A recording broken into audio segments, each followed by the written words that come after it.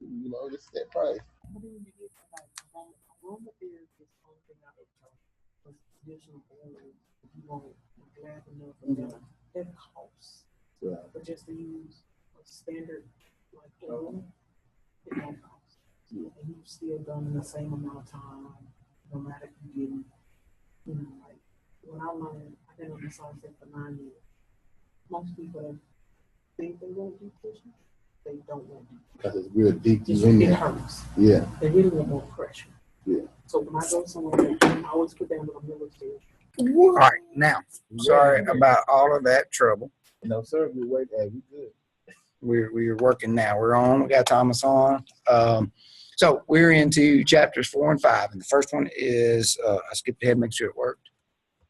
Now that damn thing is not working, killing me right here. Here we go. Ethics, social responsibility. Here's the definition. Also, if you'll notice too, I promised last time and I never got it fixed, but I found out what my problem was. I put the PowerPoint slides up for this chapter and the next chapter, and if you'll see on there the little icon with the voice, if you click that at home, so you can listen to that, and it'll tell me explaining the same thing. So I've already done this class, just me talking. So if you got to go back and review or want to see it that way, check that. It should be working now, shouldn't be an issue. Problem was, I fought that forever, and I thought I'd have it fixed. Finally, it took my wife and me listening, but I was using the old version because these slides were done several years ago when I first done them, and it was the old version. And when I would convert it over, it would lose everything else would stay, but it would lose my voice, and I couldn't figure out why. So anyway, from here on out, you should be able to click on the slides and hear the lecture. Also, then after the lecture class, you'll be able to see the whole video. So if you want the discussion, you can click on that and go back for those things. Hey, what did we talk about in that? There it is. But if you just want an explanation of the slides, that's what it is. So we're in the nature of ethics. Ethics is defined as the inner guiding moral principles, values, and beliefs that people use to analyze or interpret a situation and then decide what is the right or appropriate way to behave. Book definition, that's good for all test purposes. Anybody got any issues with that definition? Okay, I do. Let me tell you why. And the book's right. It's just how you see things. It's the inner guiding moral principles. And then later on in the book, I'll tell you about ethics change with time. So I have a moral set that I go by, that I use. And I will submit to you that that doesn't change. Not because of the way I see it or view how I change. That's morals. I think there's certain things that's innate in human beings, my own personal view, that people have that knows right, wrong, we do and don't do. I'll give you an example. Well, first I'll tell you where I get mine from. Mine is from the Bible. Specifically, if you want to look at my moral code, it would be the 10 Commandments. I think we can all pretty much agree those are 10 good things. Whether you're a Christian or not, Jewish or not, you can pretty well agree, for most people, that those are pretty good things.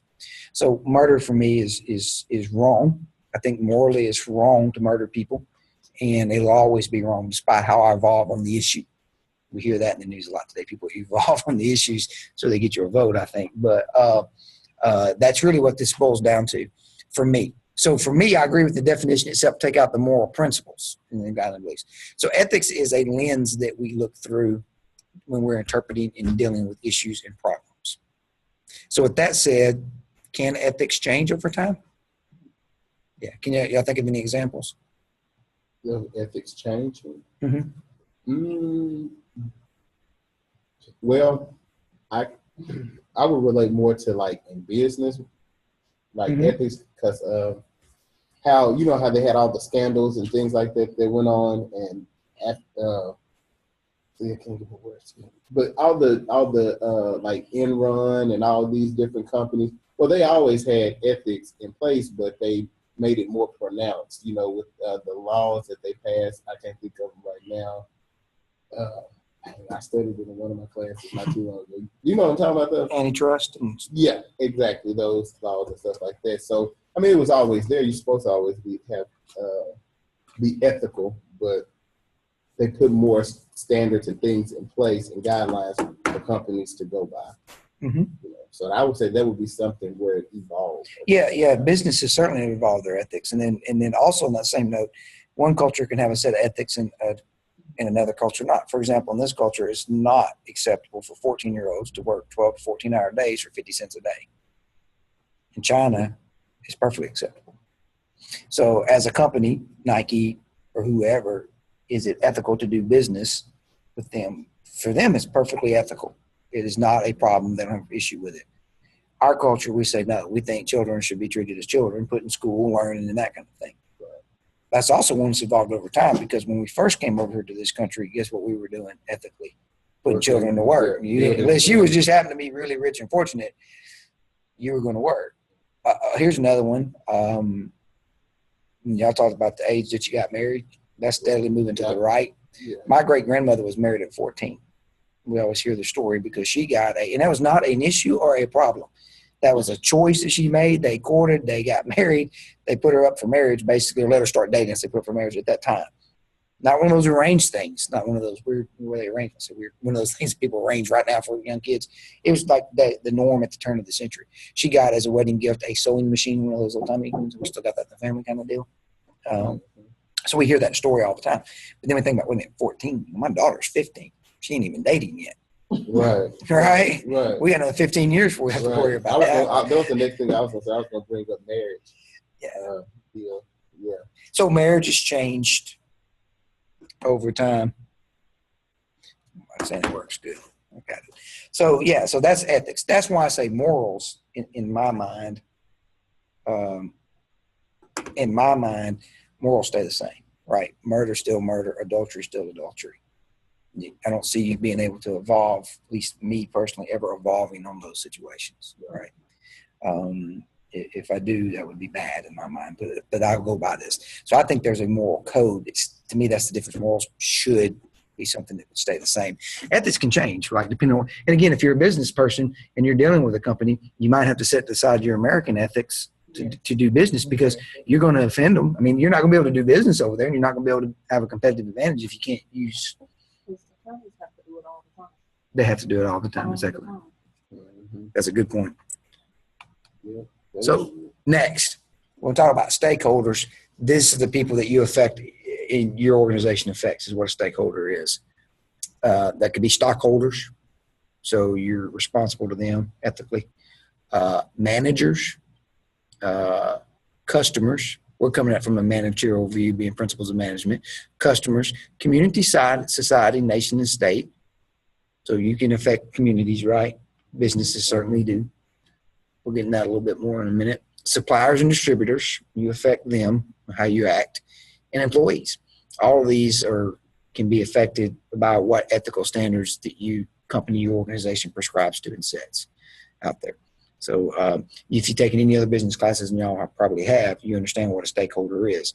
From this view, though, we're going to say stakeholders and how our ethics affect them. It's not the only thing that affects them that we do either, by the way. All right, so what's a customer? Well, they're the most critical stakeholder according to your book, right?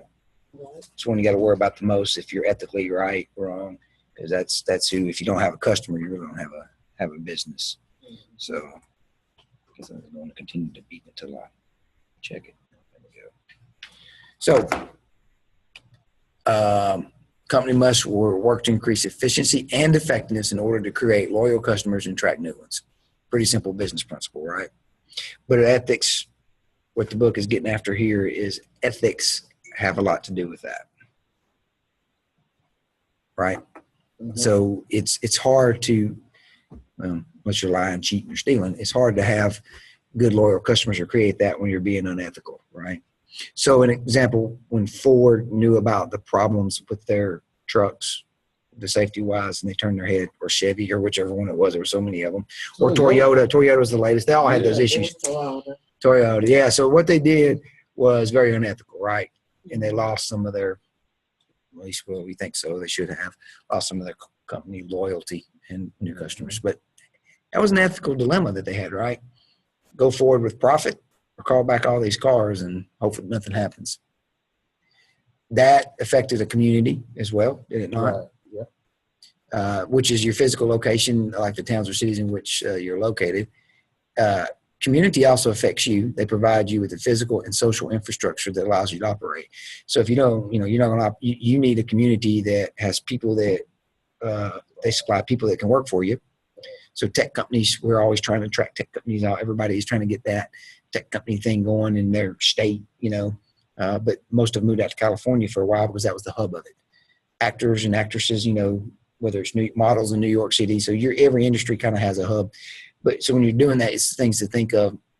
Also, they need to also provide you a safe work environment that's conducive to work. So not too many laws and regulations. States still businesses by deregulating things, right?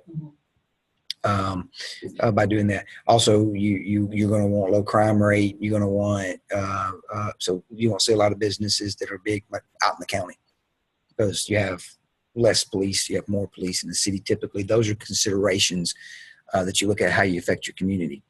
That's why the extra things go in. It costs a little bit more to live in the city, but that's why they're there. Some of the reasons. Company contributes to the economy of the town or region through its salaries and wages. So in return, you give that back, right?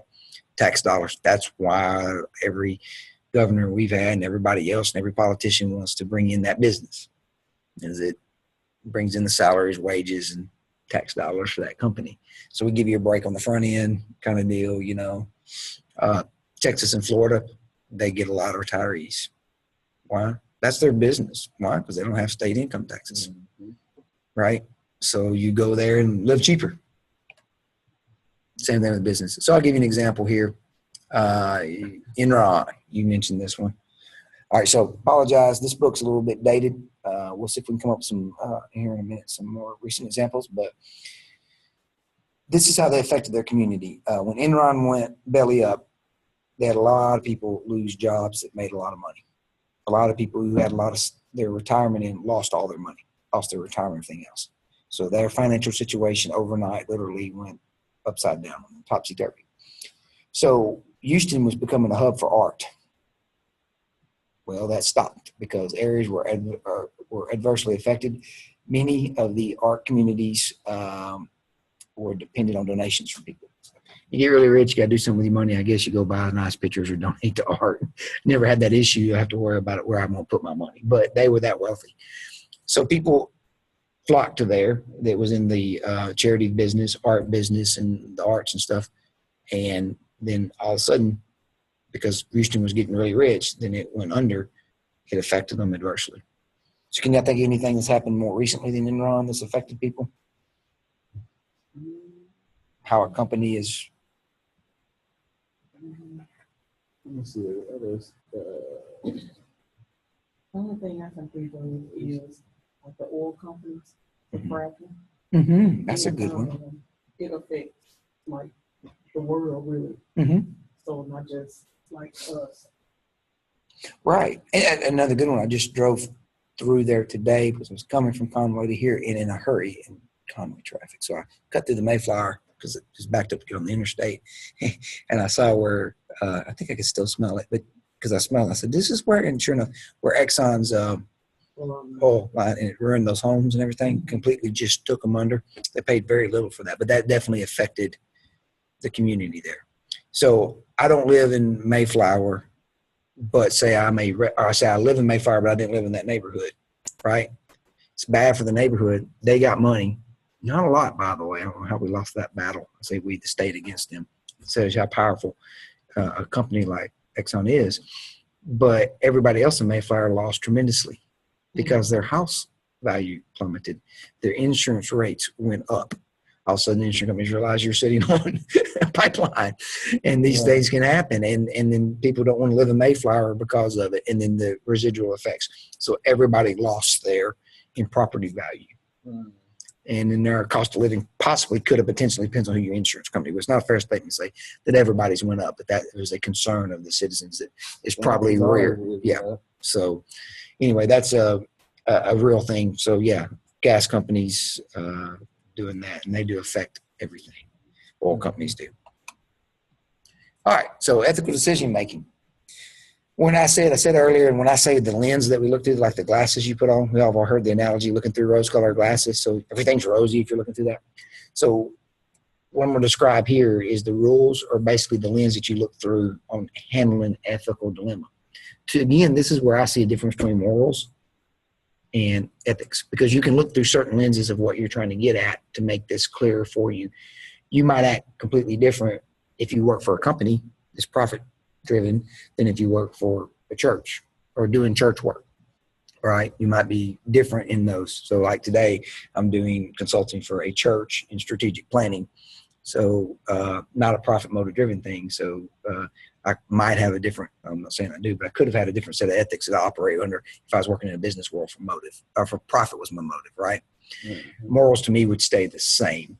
Now, your book doesn't really get into that deep, but that's me. I think the same across the board for the morals. So they have these rules that you need to know. Number one is utilitarian rule, and that's the ethical decision should produce the greatest good for the greatest amount of people. So when you're making a decision and you have to decide, is this good or not or right to do? It's not based on that ground central for me, the Bible. This is going to be based on, if I use this utilitarian rule, what gives me the biggest impact for the greatest amount of people, the greatest amount of good for the greatest amount of people. I call that the Spock rule. If you watch Star Trek 2 or 3 or whatever, that was him doing that. He was a very logical utilitarian guy. He would say, we can kill this many people to save this many people in the Spock thing, right? Something of that manner. Not a big Trekkie, but that was his logic. You having troubles doing that? There you go. We're all good. Can you do both hands? So, there we go. So we're Trekkies. All right. So everybody gets the utilitarian rule?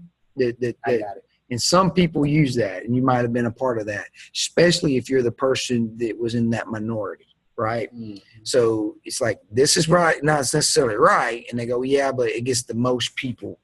You know, you're in an organization, there's 20 of you, and 11 of them vote to do pizza for lunch. And you're the one that ain't wanting to do the pizza working lunch. You want to go do your own thing. Now you got to sit through working lunch because 11 wanted to do it. That's utilitarian rule, right? That's just really rudimentary. So like, we all decide that happened today with me, by the way. The group, now I had nothing to say, I was just facilitating, but the group wanted to go do one thing, right? Except for one person, she didn't want to do that. But the other 3 went, and they decided utilitarian rule, right?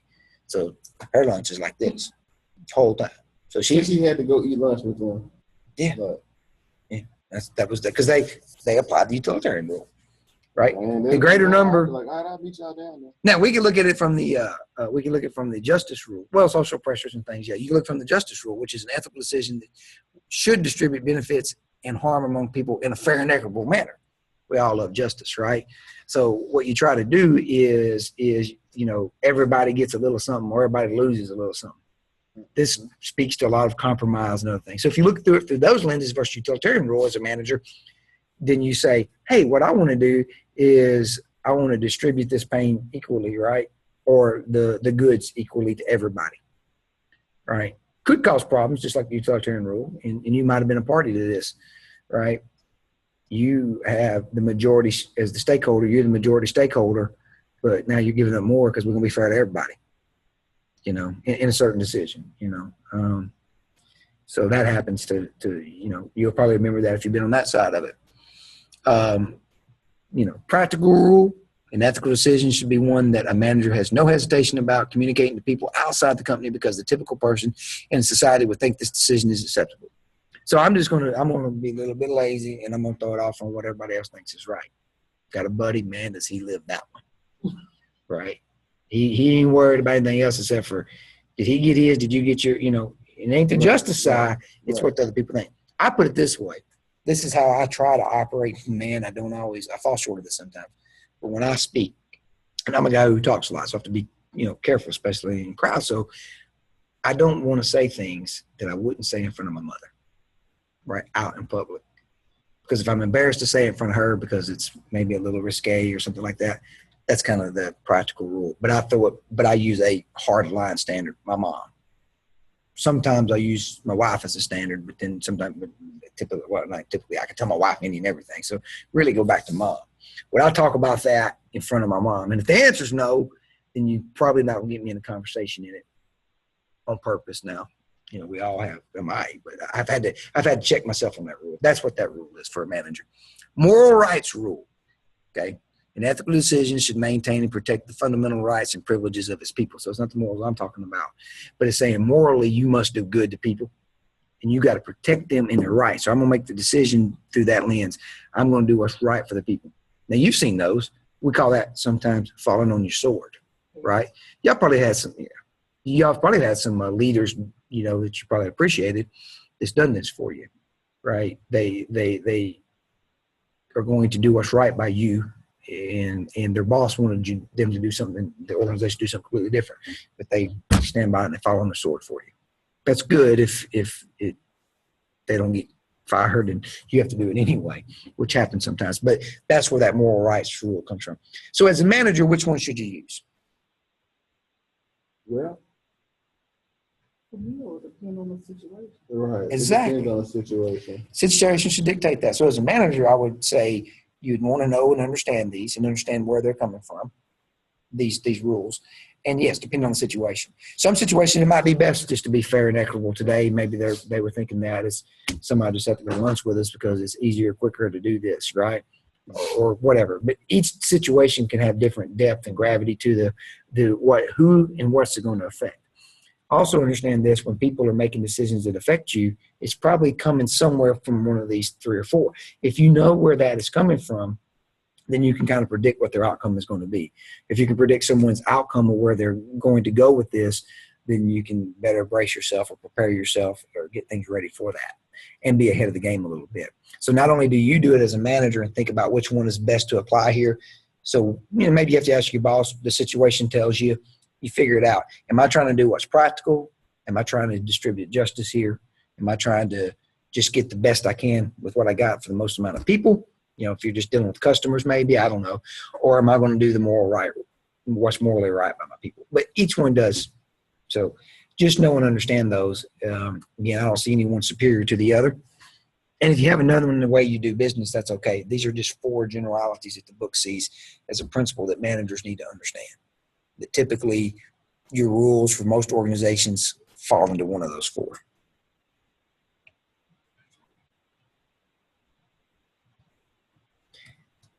Trust and reputation. So this is real simple. Trust is willingness of one person or group to have faith or confidence in the goodwill of another person. It's hard for your reputation to be good if they don't have trust in you. Now, sometimes, if your reputation is trustworthy, then that helps. So one precedes the other. But obviously in business, you want to be trustworthy. The reason the book brings it up here is because ethics many times can lead you to not seeming trustworthy. People not understanding what you're doing ethical wise. So we went through this whole thing in the 90s, I think, early 2000s. Was it Kathy Lee Gifford? The whole crew of people who had investments with people doing business in China.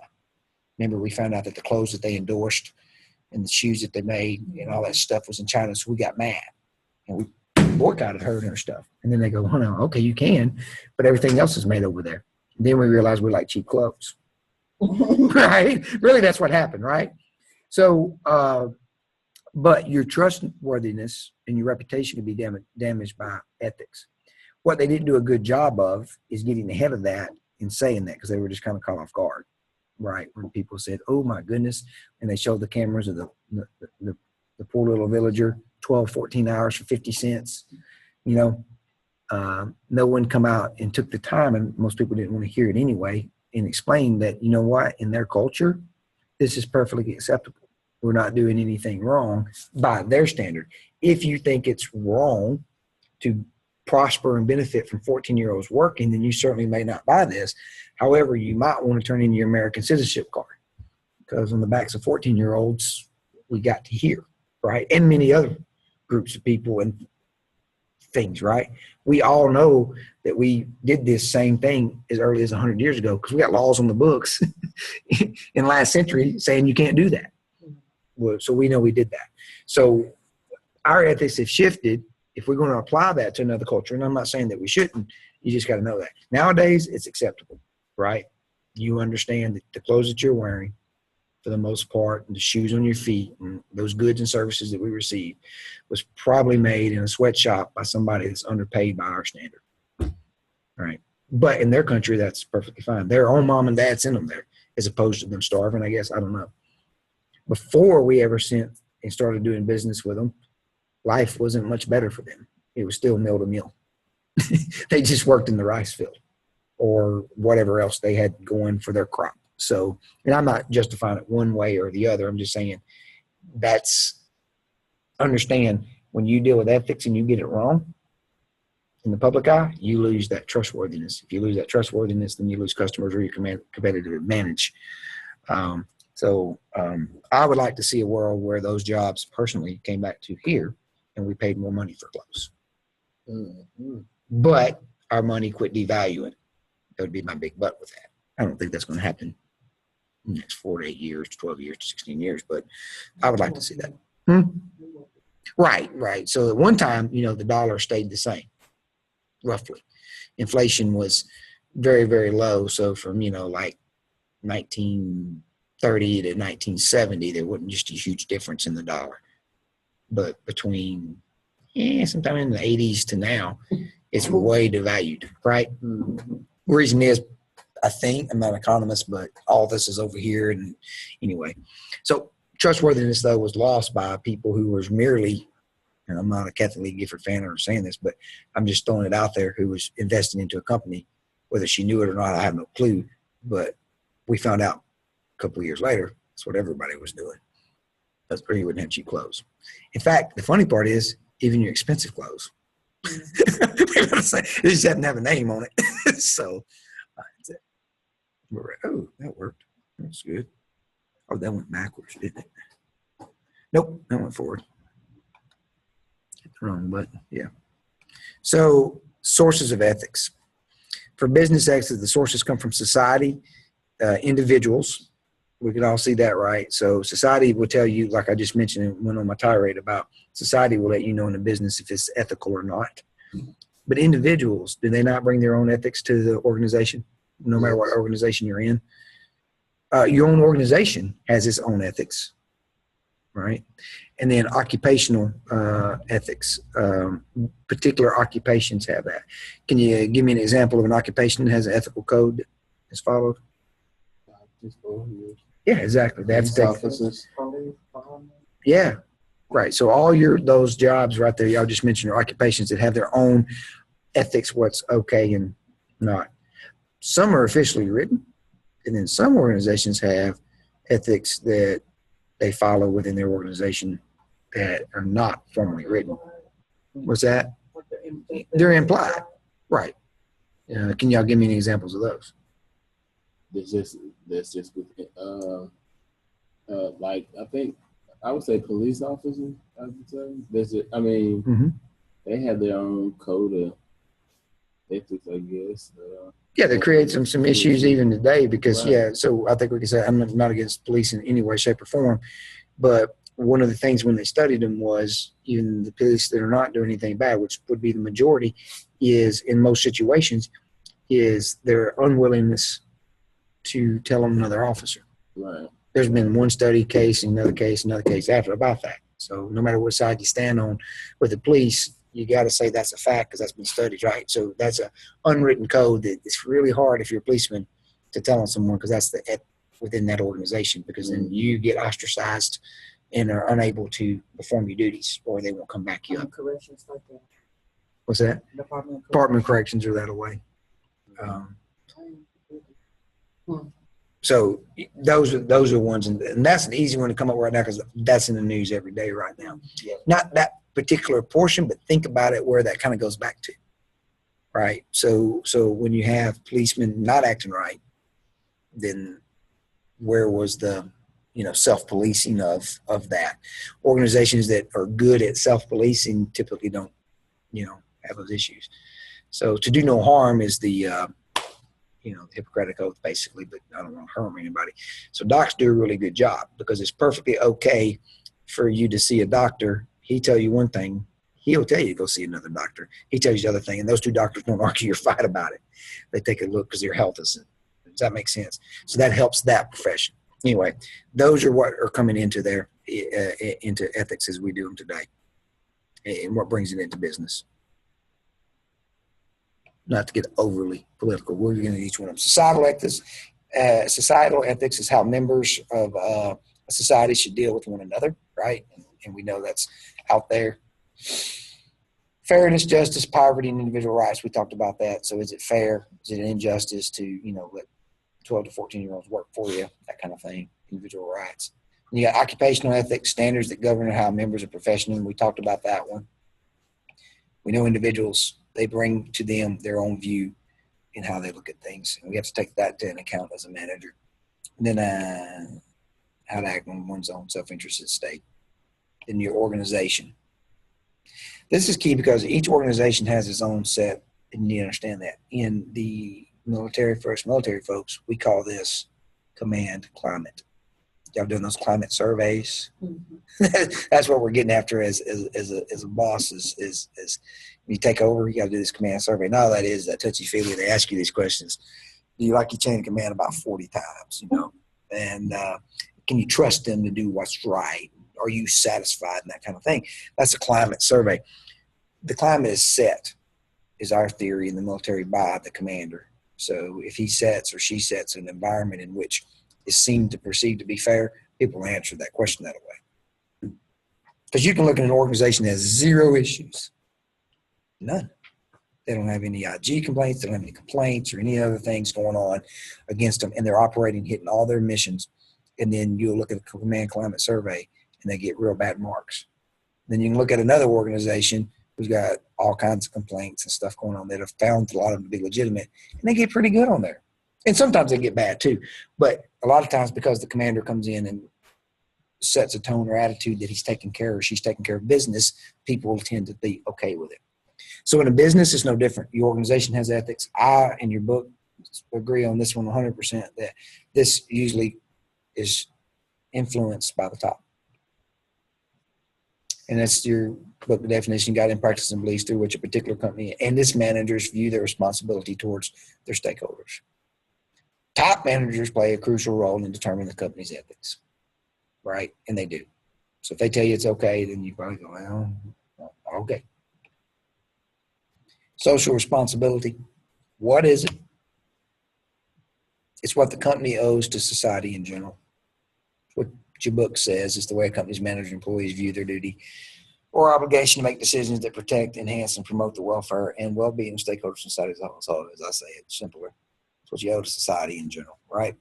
So, as a company, as an organization, no matter what it is, you have social responsibility, right? Whether you own your own business or work for insurance provider or for the government or a quasi-government organization, doesn't matter, or private. We still, and we talked about it, what we do does affect the public around us. So we have to act responsibly, or we should act responsibly.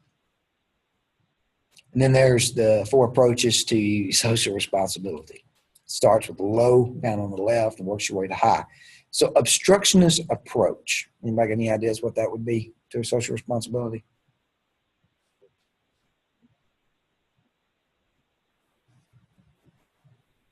That is someone or an organization that not only breaks the rules, right? They're just really good at it. I put it that way. I think when you hit the little button there, I'll use the paper mill in Crossett, Arkansas, because that's where I'm from, North Crossett. We have a big paper mill. Everybody makes their living off of that place, or did, or still do down there. And if they were to do this, actually, I'm going to say if, you can see the movie. It's out there, a documentary. They did this. They knew that what they were doing was bad for the environment. They were releasing toxins in the air, and specifically they were releasing chemicals into what we call Stink Creek. Call it Stink Creek because it's full of chemicals and it's actually literally stinky, bad, terrible. What kind of cup? What? Georgia Pacific Paper Mill. Oh, paper mill. Oh, wow. They make paper where you got your milk cartons from. That's your board mill. And then they make tissue. Tissue, like toilet tissue, Angel Soft comes from there. Most of that will come from there, made out of pine trees. Then they had a plywood plant, which made all your plywood. They've closed it down. And then they had a chemical plant, which made the chemicals to treat themselves. They've closed that particular one down. So an obstructionist review is when Georgia Pacific owned Georgia Pacific themselves. They knew that this was bad, and they did it anyway. And then they just basically took advantage of the situation and made sure it was just going to happen, because you're not going to gripe, because if you gripe, you're going to lose your job. If you don't work here, we'll pull away, and then you lose your business because everything's dependent on them. That's an obstructionist approach. Defensive approach is what they moved into when people started really complaining and it went up higher, was they defended their actions. They paid a lot of attorneys and everybody else, right? So it's a little bit better. You know you're doing wrong. You're just defending it, you know. but you're not actively seeking to do anything wrong anymore. You're just defending what you did. Then you move into the accommodative approach. This is what Exxon does when they have the big spills, right? That's where, well, we did wrong. We will pay you. We give you money for your illnesses or what we cost. It's a little bit higher on social responsibility, then there's the proactive approach. That means, hey, what we're going to do is we're going to not only accommodate you for this and pay you for what we did wrong, we're going to take proactive steps to ensure that it doesn't happen again. In fact, we're going to go and clean up the environment. We've yet to see that from too many companies I know of. Maybe y'all can think of some examples. But Georgia Pacific is now owned by the Koch brothers, and they're not there yet. In fact, they're somewhere down the defensive approach to we're not going to accommodate you because if we lose, then we just pull out. And if we pull out, you lose your job because we're moving it somewhere else, mainly Mexico or something, because we taught them how to grow pine trees. So reality, that's what's going on. So now you got a whole fight down in that area over people who want to keep their job as loyal to the company to that. So those are just walking through the approaches with industry. And you can see where industry sits. And hopefully you find good social responsibility. Can you think of a company that has good, it's easy because we see it in the news, the bad ones. We've mentioned some of them. Can you think of anyone that's got good social responsibility, a company out there? Mm-hmm. Mm-hmm. Yes.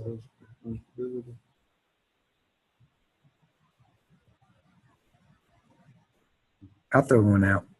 Starbucks.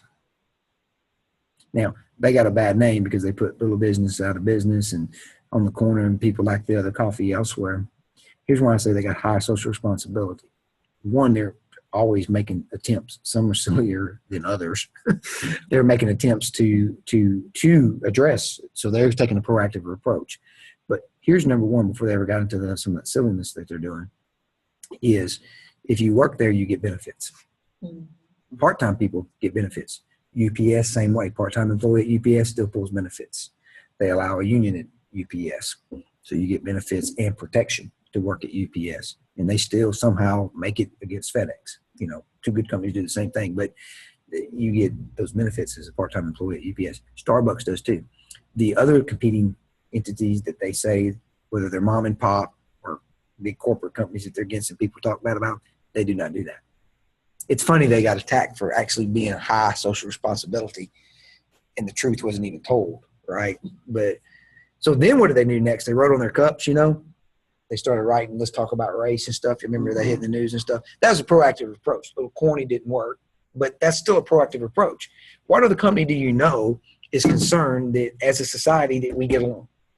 That's proactive.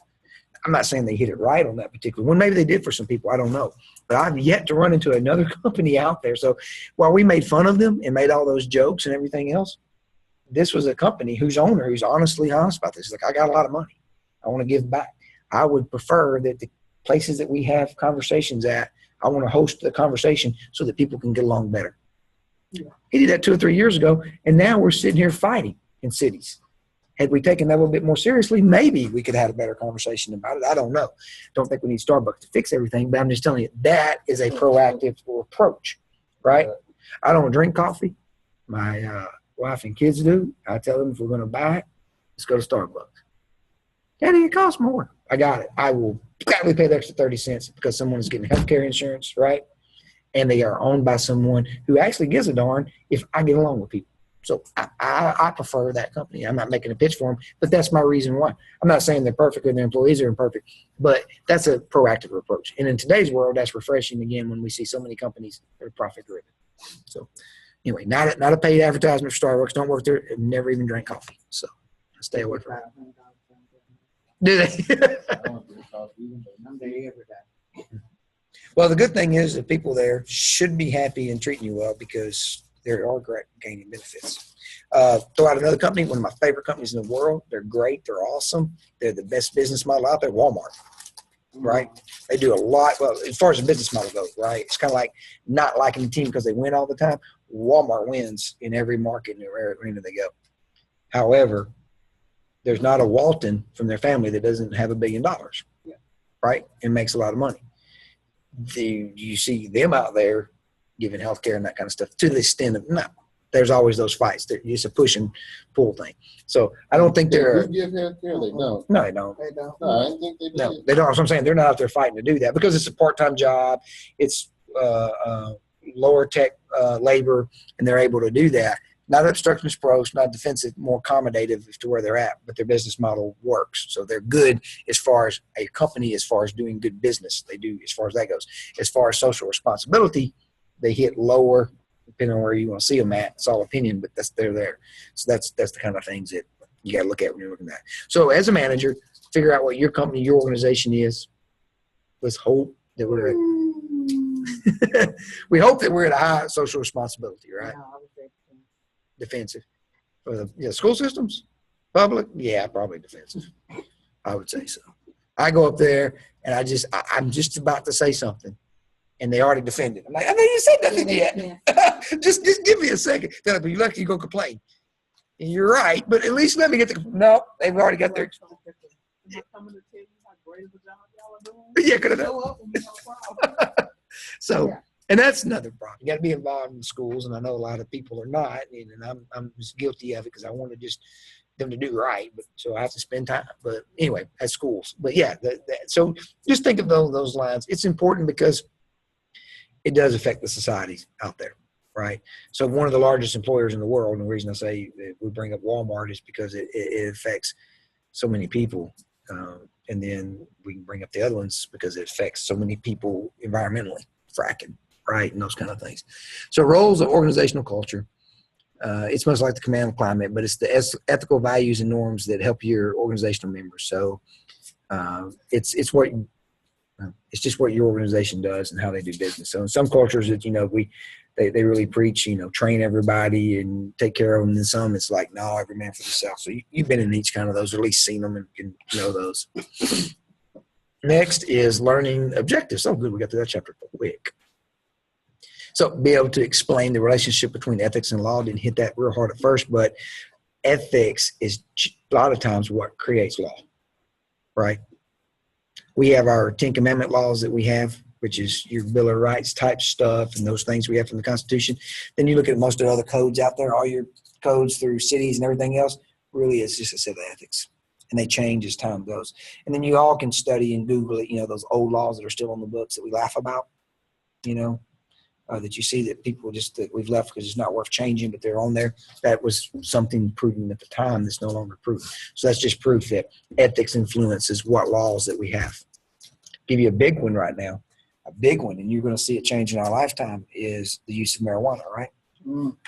That used to put you in jail, and now to the point, it probably still does, but it's moving more and more to the center of we're not going to put you in jail for it. You're going to be okay. And I think in my lifetime, I'll see it legalized throughout the country. Someone's going to step in and say enough, and it's legalized. Not pro or against it, not making any statements. I personally have never used any drugs. However, I just feel that that's coming. And I would have told you 10 years ago, no way that would happen in this country. Mm-hmm. However, the transgender bathroom crap. Yeah, exactly. So laws are changing now. So Yeah. so now you won't have, now everybody's got, here's what it is if you're a business owner. Now I got to convert all your bathrooms into one bathrooms basically to be right. I notice companies doing that. So they're unisex, but they put one sink stall, urinal, everything, and a door lock on there. So one can go at a time and lock the door. That's really what's happening in a lot of those cases out there. Mm-hmm. Yeah. So just got one bathroom now. Well, you got two maybe because you already got two existing. Now what you do is you just make them both where they could be either. So a little bit more infrastructure or Yeah, whatever. we have that problem. Oh my goodness. Wow. We have one restroom that we almost got sued about it, but none restroom is where the young lady, young man, it's center, nobody really knows. Mm-hmm. Because it was kind of put out there that, hey, well, tell the kids, well, you can't go to them, go to this one. And when go to the nurse's office now. No, they go right across the hall from my office, and I'll be like, hey, but both of me to judge, but Well, and that conversation is changing our laws as we speak, as you mentioned. That's a very good one. Marijuana is another one. So our laws change, and that's relationship between ethics and law to understand as a business person. So that's why I felt the need at the start of this to say, we do also have morals, and you should stick to those at all costs, in my mind. Whatever your particular set is, I would feel that everybody needs to figure that out. Me, I got my vote for you, obviously the Bible and the Ten Commandments. But, that for me keeps me sane in a world where ethics change. So I hear it all the time. We could discuss it at our church, these things and everything else. And I try to keep that out of that particular conversation in the way of just talking about it ethically and law. So that's ethics and that's law. Morally, let's talk to it about those grounds. So morally, what do we owe someone who, in this case, is living in sin on either one of those? Well, for me, then it's real simple. I go back to there, and then it's the Great Commission. I need to talk to them about Christ more than they need a law from me or that you're doing wrong, right? They need me to talk to them about Christ. That would be my right, proper action. Do I do that all the time? Probably not. I should, in my mind. That's just me, though. That's how I see that. Some places you can get in trouble for trying to. Well, absolutely. We're restricted everywhere we go, so it makes it tough. So we have to live and abide by the laws that we have, and then I said the ethics that we have today, which is basically opinion, determine that for us, and that's where we're at. So that's just worth noting. One as a person, but certainly as a manager. So when you're in the field and looking at things, certainly if you own your own business, as things change, you can look around the corners, right, and know what's happening, and when you know what's going to change because it could affect your business. I don't know if we brought up anything that could affect your business, but there's something out there the laws might change on. Well, don't you do a spa, right? So do you work in Maumelle at all? Yes, I do. Okay. So was it a year ago or so they rounded up some troubles in the Maumelle spas? Right. So that would probably lead to some more restrictive laws that could hurt you, right? Or not, possibly. Didn't, good. But you see what I'm saying? Those things, people not acting right, tends to make more laws, which tends to affect especially small business owners. Yeah, it does. Right? So that's one of those things. So anyway. Differentiate between the claims of the different stakeholder groups that are affected by managers and their actions. Describe the 4 rules that can be used to help companies and managers act in ethical ways. We talked about those at length. Discuss why it's important for managers to behave ethically. I think we got that one. Identify 4 main sources of managerial ethics. We talked about that at length. And distinguish between the 4 main approaches towards social responsibility that a company can take. So I think we've hit all those. Any questions, thoughts, concerns? Not at all, sir. All right. I have one. Yes, Well, ma'am. company is not like morally or ethically Responsible. for its like community Mhm. or the like surrounding community. What impacts those? Is it just like laws that are made that governs that, or? Well, my thing is, I watched the research on the Smithfield, the pork industry, Mhm. and how they spray the chemicals or what. So they're like kind of unethical with the animal, but also the surrounding community, because those chemicals that they spray actually, they literally go into the neighborhood. It looks like it's raining, but it's chemical. Mhm. What? Yeah, and They spray it on the animal? they spray it on the, like when a pig uses the bathroom, it goes down into a drain and it goes out into like a pond. So they have to spray the pond, but it's so much chemical that the wind carries it to the near neighborhood, which is very low income. And all the older people and the children end up with respiratory infections and all this because of this company. And they know it, but they don't like put anything up to shield it or try to spread another way, or Mhm. so it's like whatever. So is it the company's responsibility, or is it the government's responsibility, or is it the people of the community responsibility?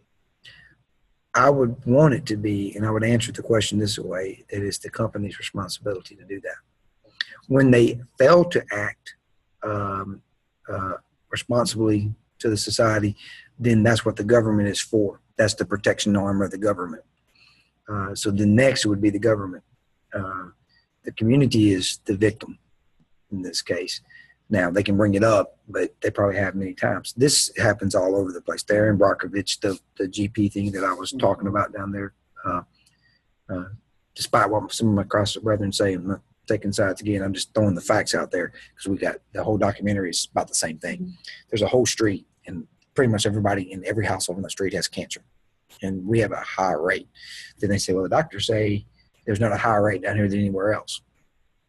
Well, I don't know who pays who what, but when the gentleman is being interviewed says this house, this house, this house, this house, and this house all have cancer, and he's missed 2 out of 8, you can pretty well do the facts for yourself, do the math. Oh, and then you go know the people because I'm from there, and they all do. It's not like he's making this up.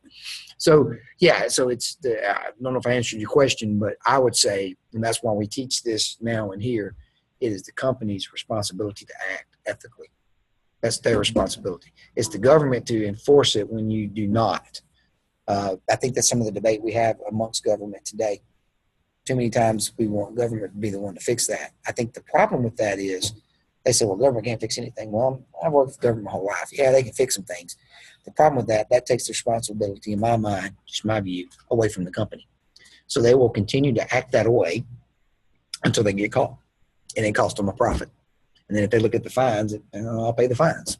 I think if the company acts responsibly and takes this proactive approach, then they'll do that. Because, the whole reason they do the spraying the pigs the way they do it that way is because it's just cheaper. Mhm. It just cuts into their bottom line. So I don't know if I answered the question, but yeah, I personally think it's the company. Now, does that mean they do it? No, that's why you have a government, because companies left unchecked. We've seen that. Any power left unchecked. And then the government gets checked by we the people when they're not doing right, because they'll do just as bad too. But at least we have control over them. Well, somewhat. There we go. All right, let's take a quick 3 to 5 minute break. I'll pull up the other one, and I must go to the restroom. So I'll pull up those slides. We might get you pause because people want to watch this video probably do not want to. I'm resuming recording. Thomas, you back? All right. So managing diverse employees in a multicultural environment, what we're going to talk about. So talk about diversity in the multicultural environment that we're in. So diversity, what is it? Y'all read that, but what do y'all think diversity is? When I say diversity, what is diversity? Is just a big mix and melting pot of race, religion, sexualities, ages, just a large scale of some of everything. Everybody agree? That's diversity. What makes you different from somebody else, right? Mm-hmm. Here it is. So yes, you said it. Age, gender. We all have an age. We all have a gender. Race, ethnicity, religion, sexual orientation, socioeconomic background, capabilities and disabilities, education, experience, physical appearance, and then my favorite, the all catching other. Just in case I didn't catch it. The book said we got it. Right. So anything that makes you different, so they put a chart together, and then there it is. So all of those things speak towards diversity. As managers, do you have to deal with diversity? Yes. Oh yeah. Okay. So this is what we're going to attempt to get after, is a way to get to enhance diversity and get the positives from diversity. That's, I think, what the chapter is getting after. So we'll talk through it through that lens, that perspective. Glass ceiling. Anybody know what a glass ceiling is? Yeah. Want to say that? What do you? I guess it's like the sky is the limit, but supposedly, but that's that glass ceiling that you can't get past. Right. It's the invisible barrier that certain groups cannot get through. Right. So what happened was, and we'll get to it in a minute, there's some laws out there that says you cannot discriminate based on race, religion, sex, blah, blah, blah. Right. So you know how people are. We make a law. This is why I don't like laws to fix things. I don't like behavior modification. I like heart changes. But when you make a law, people find a way around it when they want to. Sometimes the glass ceilings are done and people do not even realize it today. So I'll give you an example of what a glass ceiling is. For number one, it's that artificial barrier that's posed out there. So it's glass, you can see through it. But you have an organization and they got, say, 12 VPs, right, that run it, and a CEO. Then under them they got 24 district managers, 48 managers, work your way down. from that below that VP level, it's pretty diverse.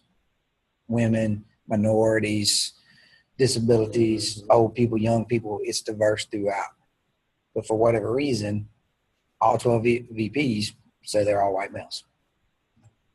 Well, I'll tell you that could lead to the fact that you might have a glass ceiling. How in the world did all of these people work and no one ever made VP? If it was done fairly and there wasn't a artificial boundary. Now, somebody might have said, I am not letting the minority get through. I want every VP to be white males. They probably didn't. They probably said something like, I like people that are like me. That's more likely than what happened. Now, some people are just bad, but some people might say that. So then they create a glass ceiling, right? Either way they do it. Either way, it still affects the person that is not like that boss very much, where you can't make it through. More often than not, the organizations that I've dealt with glass ceilings, and when I've had to do the investigations and go in there and look at these, and through my career, I've done several of these type of things. It's been something like this. Well, no, sir, we're not. We have diversity. We have everything else, but we have qualifications to get to this, and no minority or female meets this qualification. Got it. So you're saying you're clean in this. Yep. Well, maybe in your mind. So what does it take to be a VP? Well, to be a VP, you got to hold this particular job, you got to hold this job, and you got to done this. Right. So what are you doing to ensure that the minorities are getting this job, and this job? You've artificially created a glass ceiling if you keep them out of those jobs, and those jobs are the qualifiers. Does that make sense? Right, exactly. So when we get after diversity, not just, hey, let's make it diverse, but are we doing the right things to ensure that everybody is understanding what it takes to become a VP? And they go, well, everybody knew that. Everybody knew you had to have these positions. Okay, I'm glad that. So show me where that's written down. Oh, we counseled them on it. Okay, show me where you counseled them. More times than not, you don't see that. So one of my mentors, military folks might know him, William Johnson, General Johnson, first African-American general in Arkansas. He was chief of staff when I came on. Right after I got hired, he made chief of staff. But I'd worked for him. My 20-something year career as AGR, 18, 19, I worked for him. This picture down there, ain't it? Yeah. Okay. He's a personal mentor of mine, good guy.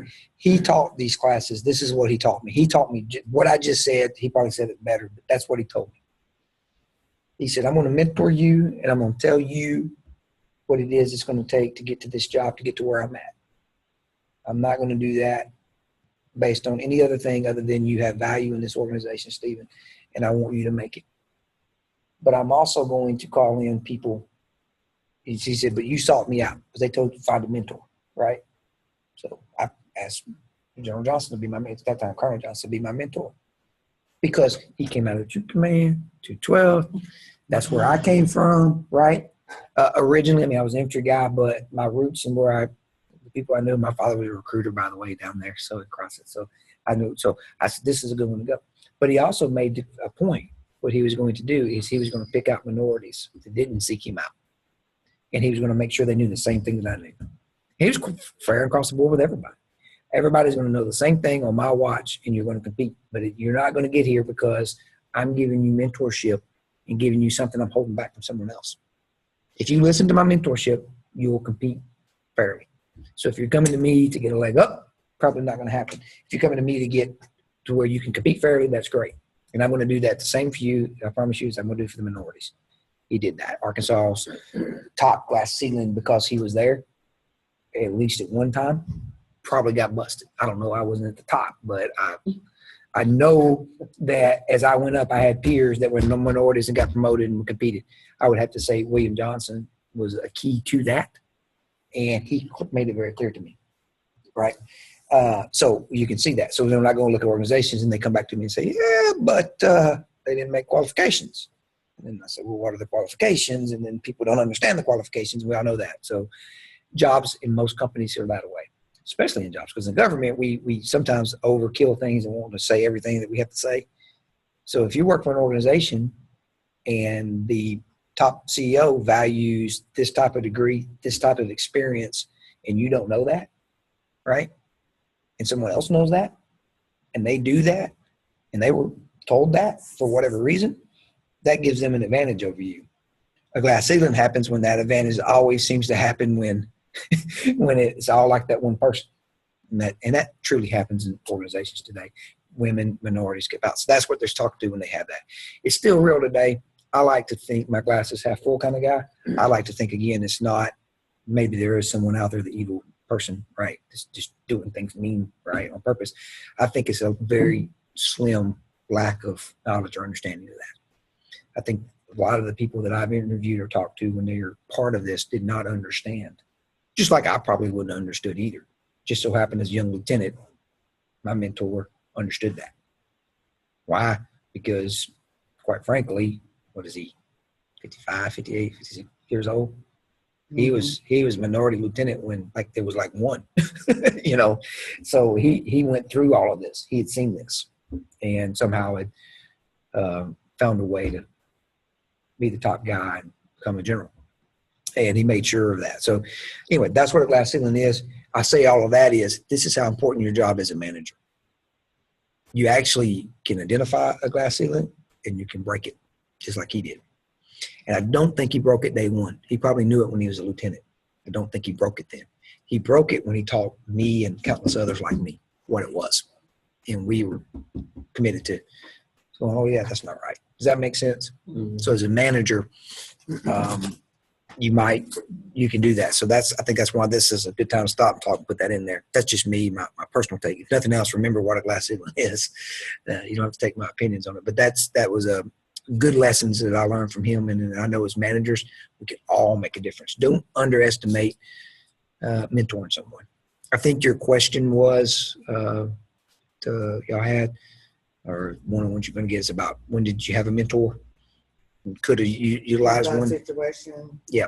If you had benefited from mentoring, but the mentor was not available, what could you have done to try to get that our mentor in this situation? Right. So this is what's getting at. As a manager, mentor someone and let them know the things that you know. All right. So here's the laws that we talked about in 1963. We thought it was a good idea to require that men and women be paid equally if they do the same work. It's amazing that in 63 we had to make a law for that. You know what it is. If you read it on the side of the shampoo bottle or the hair dryer or whatever, and it says don't do this, that means someone did it. You go, that's stupid. If we had to make a law, that means we weren't doing it. I wasn't around in 63. I wasn't born until late 72. But that means in 63 we were, for the exact same job, we were paying you less if you were a female. Not right. That's not good. In 64, we kept on. We're like, we're on a roll. So Title VII Code of Civil Rights Act says we're going to prohibit discrimination in employment decisions based on race, religion, sex, color, or national origin. So basically, we cannot hire you because you're a minority, right? But then guess what happened? Then your glass ceiling come in. I don't think you had a glass ceiling before 64. You just didn't get hired into those management jobs, right? After 64, glass ceiling showed up. We'll hire you into the company, but we're not going to let you come to the top kind of thing. So 67, they said, ooh, old people getting discriminated against. And then this part is good for me, but I don't like the way they define old. 40 ain't old, y'all. Right? It's not old to me. I'm a young guy. But after 40, they can't. And it restricts. Come on. I'm joking. I'm joking. I'm joking. If you're 40 and I need ass upbeat, you know. Like, I'm messing with him. I'm just messing with him when he said that. Say that long. Yeah. Bring in the 22-year-old that just graduated and he's hungry. Yeah, but maybe back then that was a thing. But today, I don't know if any 22-year-olds are listening, but them 22-year-olds, I'm going to run circles around you. I was doing it today. They're dying on me. They're tired. I need coffee. And are we going to actually do all day? I'm like, well, that's just going to be about 7 hours. So what do you do every other day? Do you not work 8 hours a week at the church pays you? They're good people. They're doing that. But they're young. They go, man, this is tough. But 40, they said you can't. So what's funny is it restricts. So in the government, obviously, try to be a fireman at 40. Can't do it. Right, policeman. No, you can't. And let me tell you another thing about it is, they'll put you out because you're old. We do this every day. We have mandatory retirement ages. What's the age cut off in military? 35 or 36? Depends. Right now, I don't know. It changes. It changes. It was 35. We went all the way up to 40. We've been all the way down to 32 in my time in recruiting. it goes up and down because if we have short people, we just expand those parameters. Yeah. That's how I tried going back in. And we got too many people, guess what we do? We kick the old folks out and we base it on your age. One, you can't go beyond 60 unless you're a general, right? So 60 is your max cutoff. And then after that, we start basing a lot of other things on there. So we hit it with your age. So anyway, government can do it. Civilian companies can't. So, but some reasons I guess you can see. Then we have the 1978, the Pregnancy Discrimination Act, saying that you can't discriminate against a woman because she might become pregnant or she is pregnant or just had a baby or whatever. So we said, can't ask those questions either in interviews. Family, FMLA came to play with that. Yeah, that's 93. We didn't even get into that until 93. But we said, in 78, these are all good ideas. And then we come up with the ADA, American Disability Act, right? Prohibits discrimination against folks who have disabilities. And then in 1991, we said, oh, yeah, the Civil Rights Act, we're going to start enforcing that thing. So we made it back in the 60s, redefined it throughout the 60s and 70s, several other laws on there, but wasn't nobody following the thing because there was no teeth in it because they weren't getting fined for it. So it was all the way, and I didn't realize this until I started getting my master's a while back and took this very book in class, that you mean it was the year that I graduated high school before we decided that we're going to punish you for not doing right? Because I used to think, well, everybody's protected if they don't, if you're not getting a job or you're not getting moved up or you're getting less pay, that's your fault because they have to do it. I knew there was laws. They taught this in school. But it was nice. They didn't teach me that because I didn't graduate in 91. There wasn't a law in the books that actually punished someone until then. So these acts had good ideas, but we just. A lot of people need to see that. Yeah. Still to this day.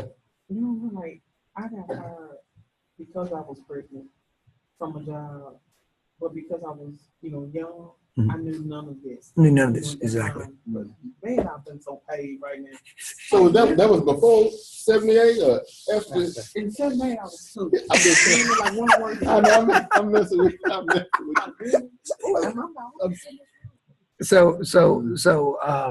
you. Yeah, this is what happened to my niece, and this is today. But yeah, that's terrible that it did. You didn't know, right? So you just take it. She's going to college up here. You said, well, she's working, and she moves up from Crossett, and she gets a job, and she gets a job at this restaurant, and they tell her that she had to wear makeup. She's a pretty girl, but she's from the farm. She doesn't wear a whole lot of makeup. They tell her what kind to wear and what to wear. And I'm thinking, that is so wrong. You can't do that, right? And it's my wife's niece, but I'm still protective. I said, well, it's my niece too, but it's on that side of my. Right. But I'm like, I got to say something. She's like, well, maybe not. We'll see how it goes. Well, they fire her in like a week anyway. And the thing that I was really angry about, they didn't tell her why they fired her. Now, all disclosure, love my niece, but she might have deserved it. Probably wasn't because of the makeup. But anyway, it was just well, she was a hostess. But I was thinking, even today, does this company, it's a small business, a small-owned restaurant in Conway, did they not know that you can't do that? You can't force them into that. That's sexist to say they got to look a certain way to do the job after you already hired them. Right. You can't do that. If it's not a standard of the job, it doesn't matter. But anyway, that was one of the things. That same way with who it is in 22. Mm-hmm. Yeah, so they, What? And then of course we got the the Family Medical and Leave Act, which requires employers to provide 12 weeks unpaid leave if you have a baby boy. So we don't have to pay you, but we got to let you off. We can't fire you for it, and that was done in '93. Yep. So you got fired wrongly if they fired you because you're pregnant. But does it happen today? Yes. No, it is the manager. These are things you got to know and plan for and see. So what is the reason we talk about in this chapter is, what is your responsibility to society, to the company, where your ethics come into play? That's when we talked about the previous chapter, right? So, and this just rolls right into it. What is your role as a manager when you see those things? So think about those. Mm-hmm. Religion.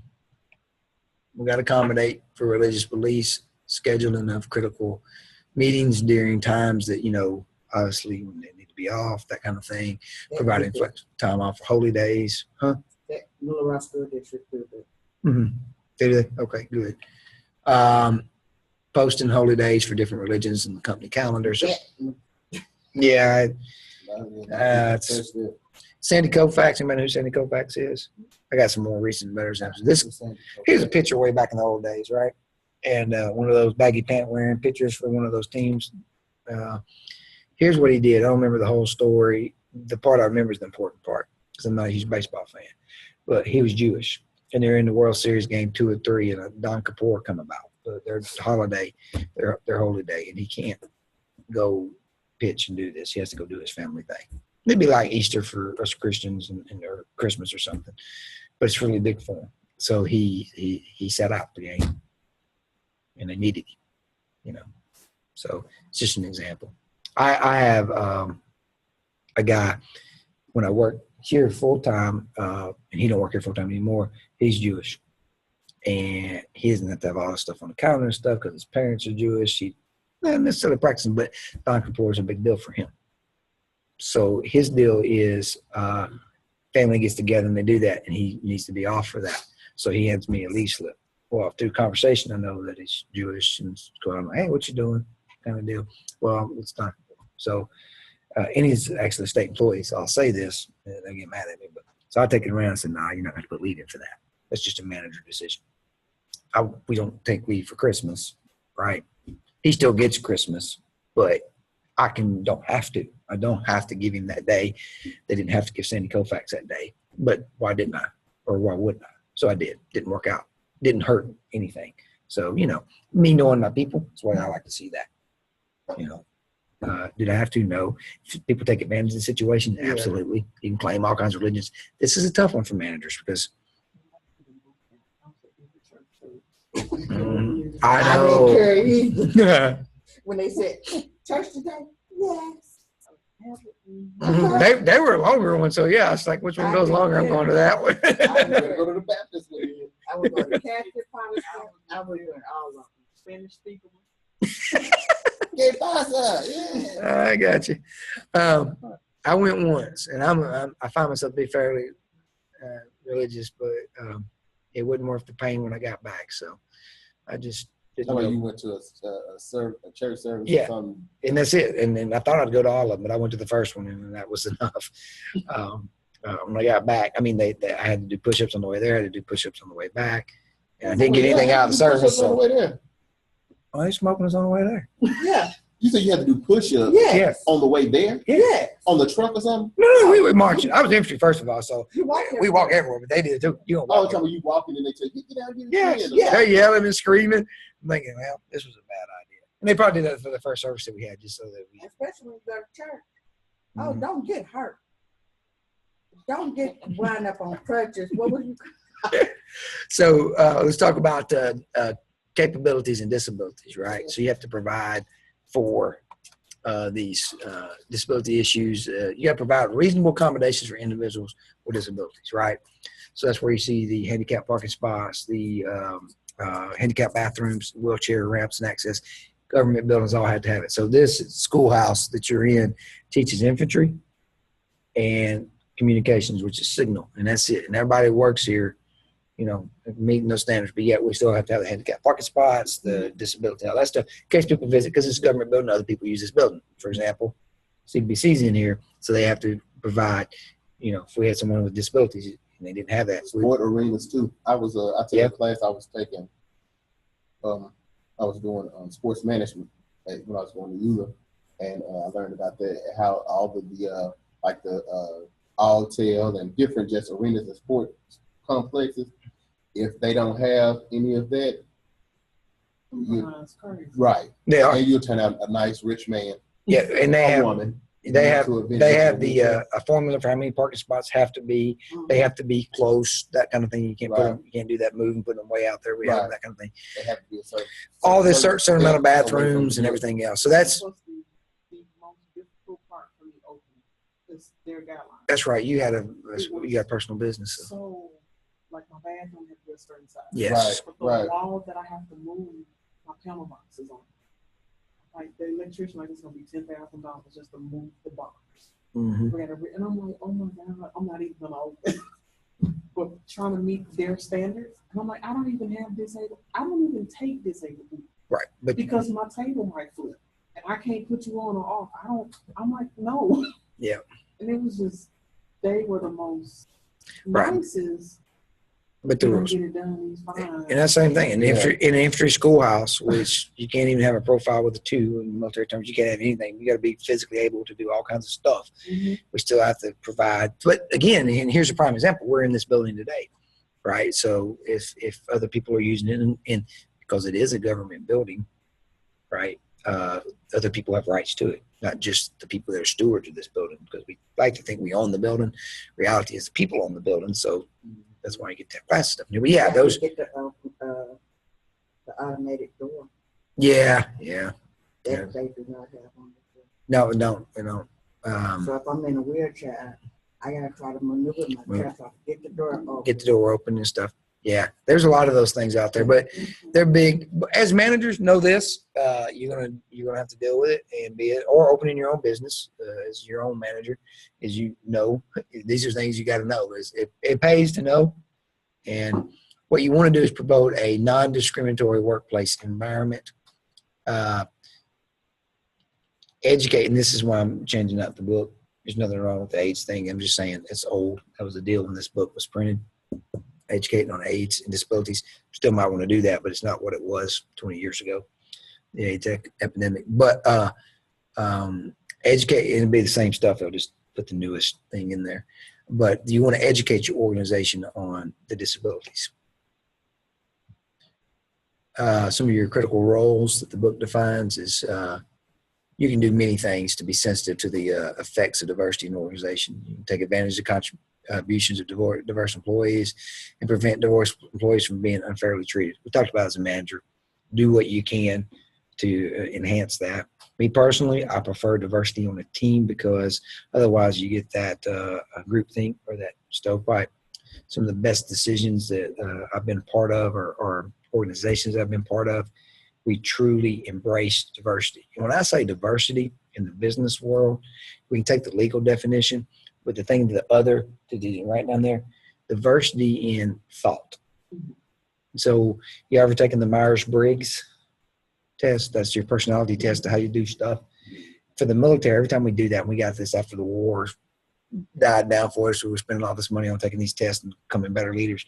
And they separate you out in the room. It's so funny. The last one I did was standing right in here. And they said, everybody, and they started breaking down to the X, Y's, or whatever you were, and it got over there. And they knew that I was the guy because they studied this, come back from lunch after doing this. The one guy that was completely different was in the corner by himself was me. Right? But they were making a point. They weren't trying to just single me out. But guess what it did? I learned a real quick lesson. When they single you out, rest of the day and rest of the week, everybody saw me through that lens as the weirdo in their mind, right? Because the way my thought process is not typical for a military leader. Most military leaders, whether we call ourselves diverse or not, and you can have different ages, races, and sex in there, to make it to the top of the military, for the most part, you all will be thinking alike. I have a very diverse way of thinking for the military. It is actually what you'd see in the business world. It's not that I'm a minority in any way in my thought process. Like they're all equally distributed in most cases. It's just some organizations lend to that better. But the point of all of that is I was sitting there and got to realize, and that's what they pointed out. So how many teams have you been on and you come up with a different idea? Then how many successes have you been? Not just because I was there. Look for diversity in thought is what I'm getting at. Don't shut down someone else's competing view, right? Because we were in a room, quite frankly, where we all pretty much looked like at this point. But I was the different. I say look like, so I wear in uniform. We had minorities and we had a few females in there, the normal amount for what the military has. It's just a lower number. So it was the normal diverse thing. But that's what they were getting after, diversity in thought. So think of that one, too, as a critical role as a manager. Try to seek out people who have a different way of looking at things. Now I know why I was always on all these different little teams and groups and stuff. I lended myself to that because if you wanted to truly get after that, the oddball, they didn't say that out loud, but I know what they're doing. Now they're picking the guys on. I just thought it was normal. But for military, and I've taken that test like 8 times now. Every time we do one of these things, I still come out pretty much the same. Over in the corner, it's a different guy. Diversity in thought is critical too. So, and I'll give you this example. If we grew up in North Crossett together, right, we might not look exactly alike, but if we grew up around the same time, went to the same school, same influence of the same people, same teachers and the same thing, right, but we look different. Then you take a guy that looks just like me, but he grew up in New York City, whole different influences. The city's completely different than rural Crossett, Arkansas in 1991 from what New York City is. The people that's going to be more alike in thoughts going to be the two that are from Crossett, right?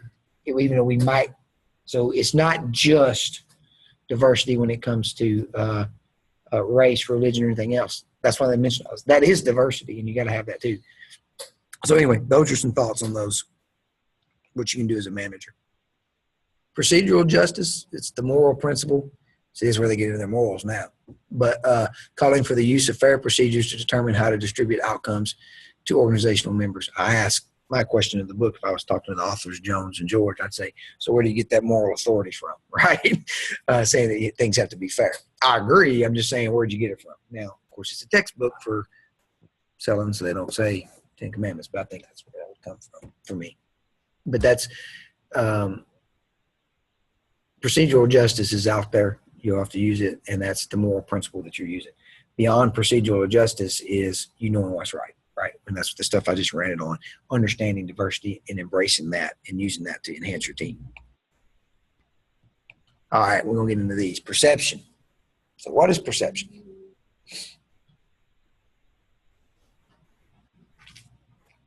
In my term, it is what I believe to be true. Mm-hmm. It's what you perceive, right? And I see it this way, kind of like the eyeglasses that we put on. Again, I keep saying through the lenses you look through. It's whatever lens, that particular eyeglass that you put on at that time, your perception. The book says it's the process through which people select, organize, and interpret what they see, hear, touch, smell, and taste to give meaning and order to the world around them, much like you said, what you believe to be true. It's what you believe, not necessarily what everybody else believes about that particular thing. I believe the Razorbacks are an awesome team. That's my perception. Somebody else might not have that perception of the Razorbacks. Somebody's gonna give you stats. Stats shouldn't get in the way of stats and facts do not get in the way of my loyalty. They're not let that get in the way of it. So when perceptions are inaccurate, managers are likely to make bad decisions, right? They're going to take appropriate actions. So here's a bad decision you can make because of perception: not hiring qualified people. Failing to promote top performing subordinates, promoting poorly performing managers because they have the same diversity profile. All of those things we can see and go and happen. Or it can cause you to hire non-qualified people, right? So, I mean, when your perceptions are wrong, having a perception, everybody's got one on every topic, it's just understanding it. And then try not to have a wrong one because this is what it leads to.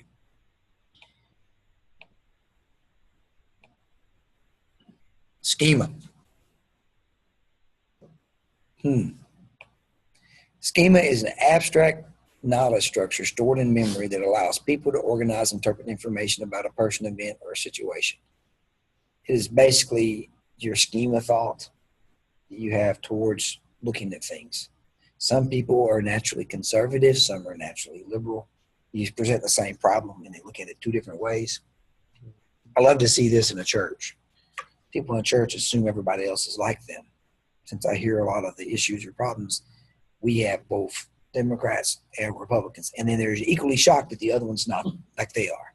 So you present the same issue and problem, then when politics ease into it or jumps into it uninvited, what happens then is one will espouse it through the schema of liberal and the other one through conservative. So, I got those guys, love them to death. We can't go back in debt. We're broke. I belong to a very blessed church. It's in Maumelle that has zero debt and has a pile of money, honestly, for reserve in case something bad goes happen, and has a good tithing base. And I get the same person look the same amount of money, and they say, "Whoa, we've got to quit hiding our stuff. We got to spend this money to go out there and witness to people. Use this money." Same issue, two different schemes of thought. One person is going to be naturally conservative. They don't want to spend it. The other one wants to spend. Right? So that's a scheme of thought. I get to deal with that one because I got those competing views of how to do that. And oddly enough, it's not all age-based. You think just the older folks? Got some old folks that want to spend, right? And some young folks that are saving the nickel for the rainy day. So that's the schema. I would, if I was guessing, I'm thinking the old folks just more conservative, right? We tend to get more conservative as we get older sometimes, it seems. I found that to be untrue in my family. You want to see some liberal people. My dad, my uncle, and them, I don't know when they were growing up they were like that. And it's okay that they are, but they're to the left of me by a long shot. And I try to be a centrist as best I can. But I'm thinking, I either missed it when I was a kid because I thought they were like conservative type folks, right? Saved because they didn't buy me nothing. But all of a sudden now they're like, what's it when you see it with grandkids, right? Yeah. They're like, so that's really what I'm getting after is I don't know their politics to be any different. I didn't know their politics then, and I really don't care what their politics are now. But I'm talking about with their wallet and stuff. So, but that's a schema. Hopefully that made some sense. Then you have it on genders.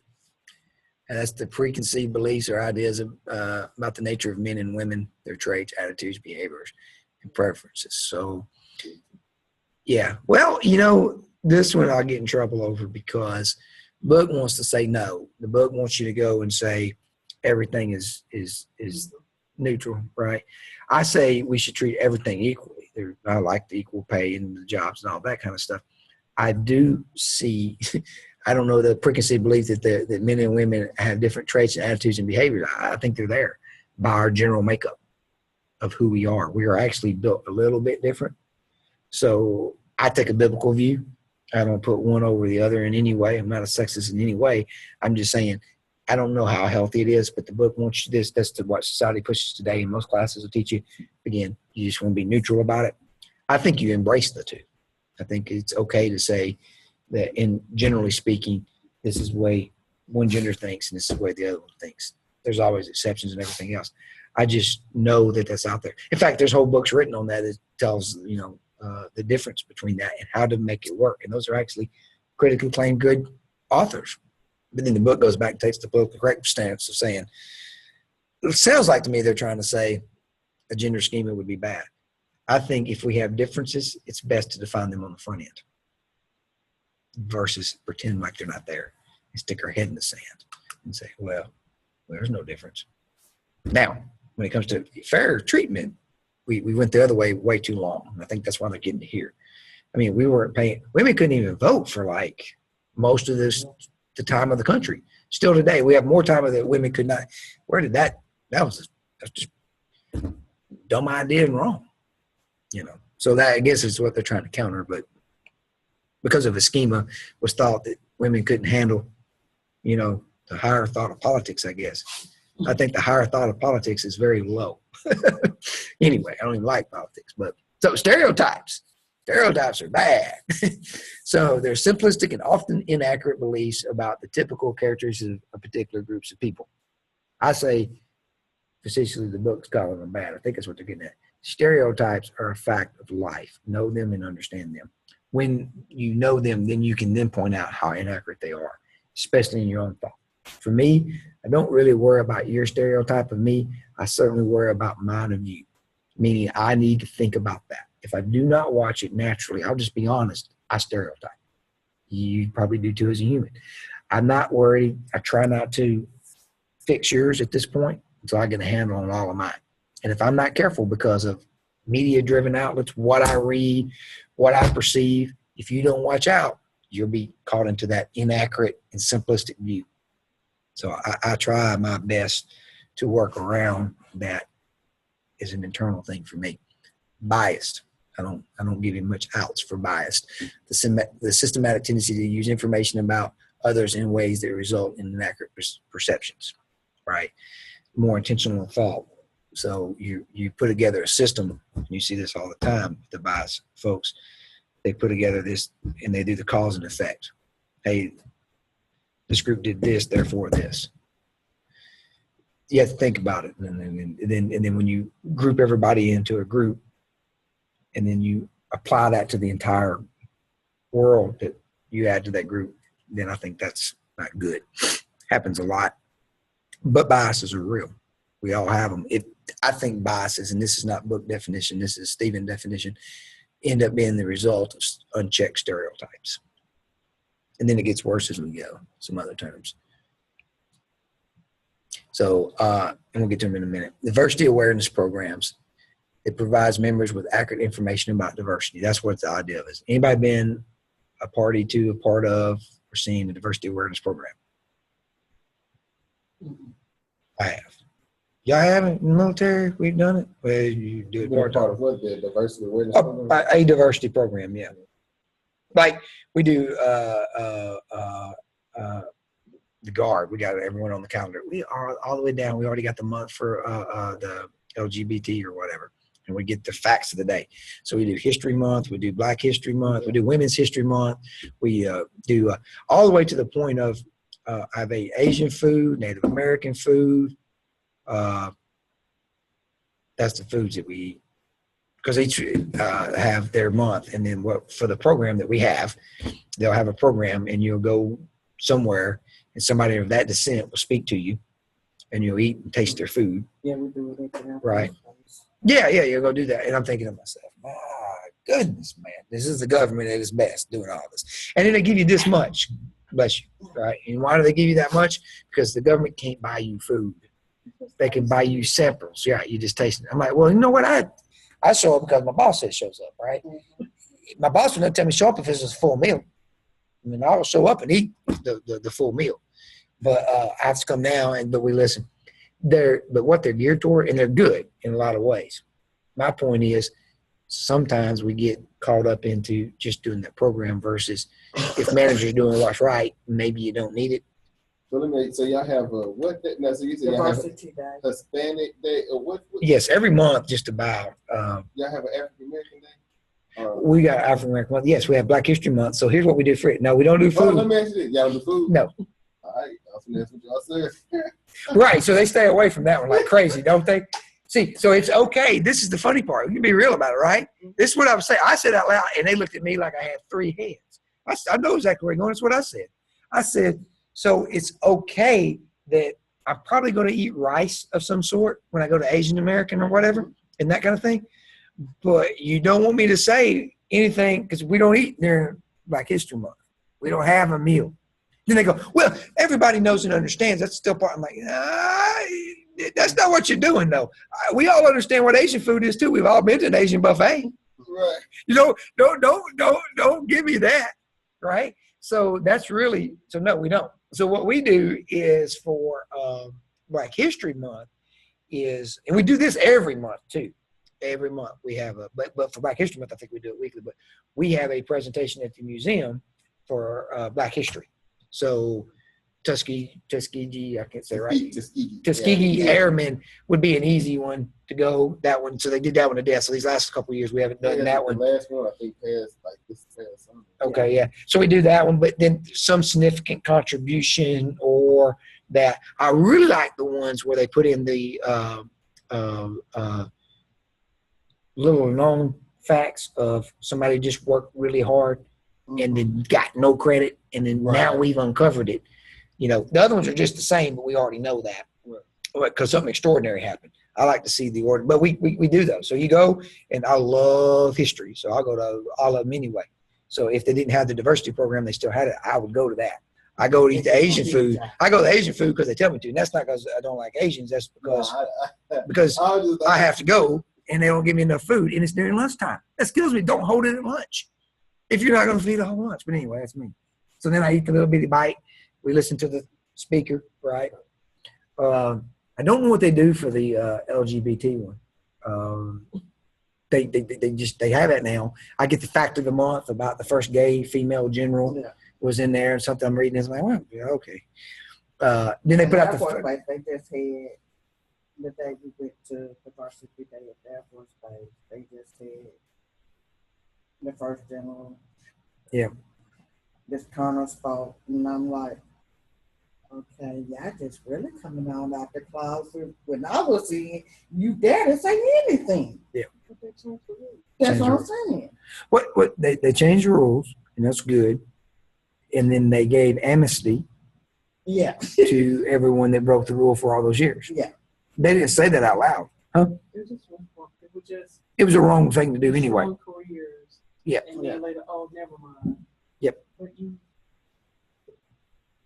dishonorably discharged, and Yeah. he probably had another 12 years he wanted to do, and cut out his education benefits, and Mhm. like, wow. Wow. Right. My bad. But that's So they that's didn't get none of that back. No. but- no. That's my point. We ignore.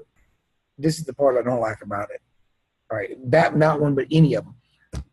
We still do not talk about the 500-pound gorilla in the room. No.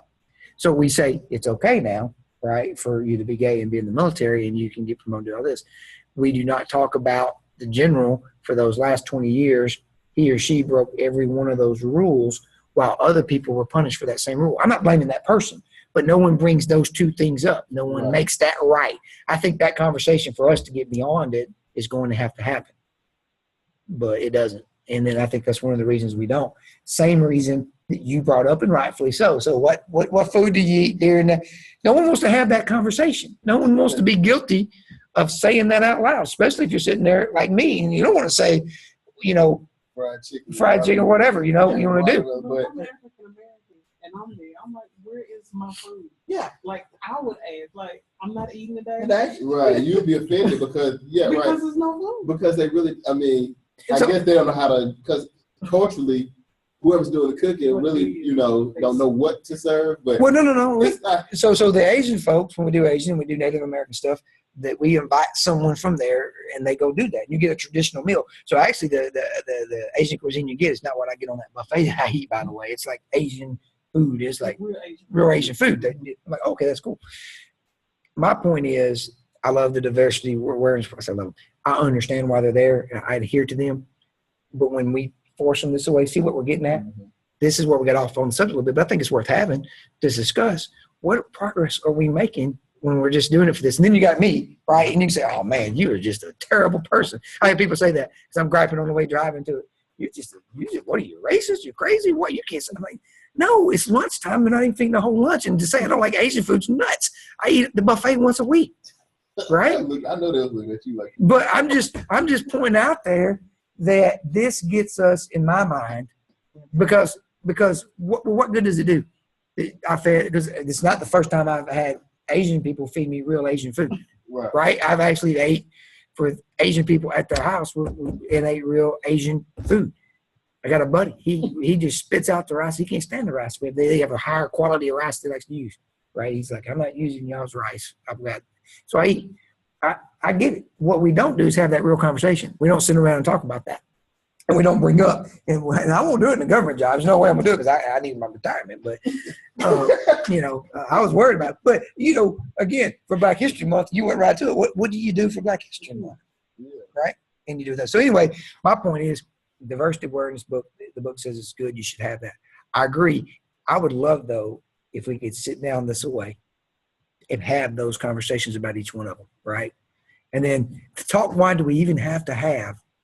It's good that we do because it's better than the absence of ignoring the 400 years of Black contributions to this country because it's what we've done for 400 years. It's good, but when are we going to get over the point when it's not just a month? That it's taught, it's understood, and it's known, and you don't need to do it for a month. When are we going to get over it that Asian, same way, Native American? You see what I'm saying? Right. We're not there today.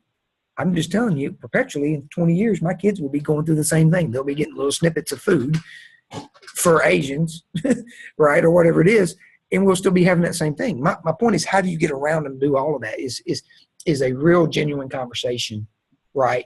To say, hey, this is my understanding. This is what I think. You tell me what you think, and we go at it that way. That to me would be understanding and embracing diversity. What we're doing is apologizing for it.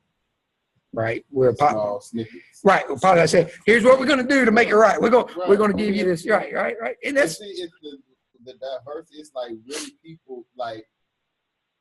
What led me to that was diversity, then the stereotype, and then I'm like, well, I wonder what he's telling us this situation that they have the diversity awareness program. And I'm seeing, I'm like, I wonder what they got for the African American month or whatever. But let's go on past that. But I'm so left.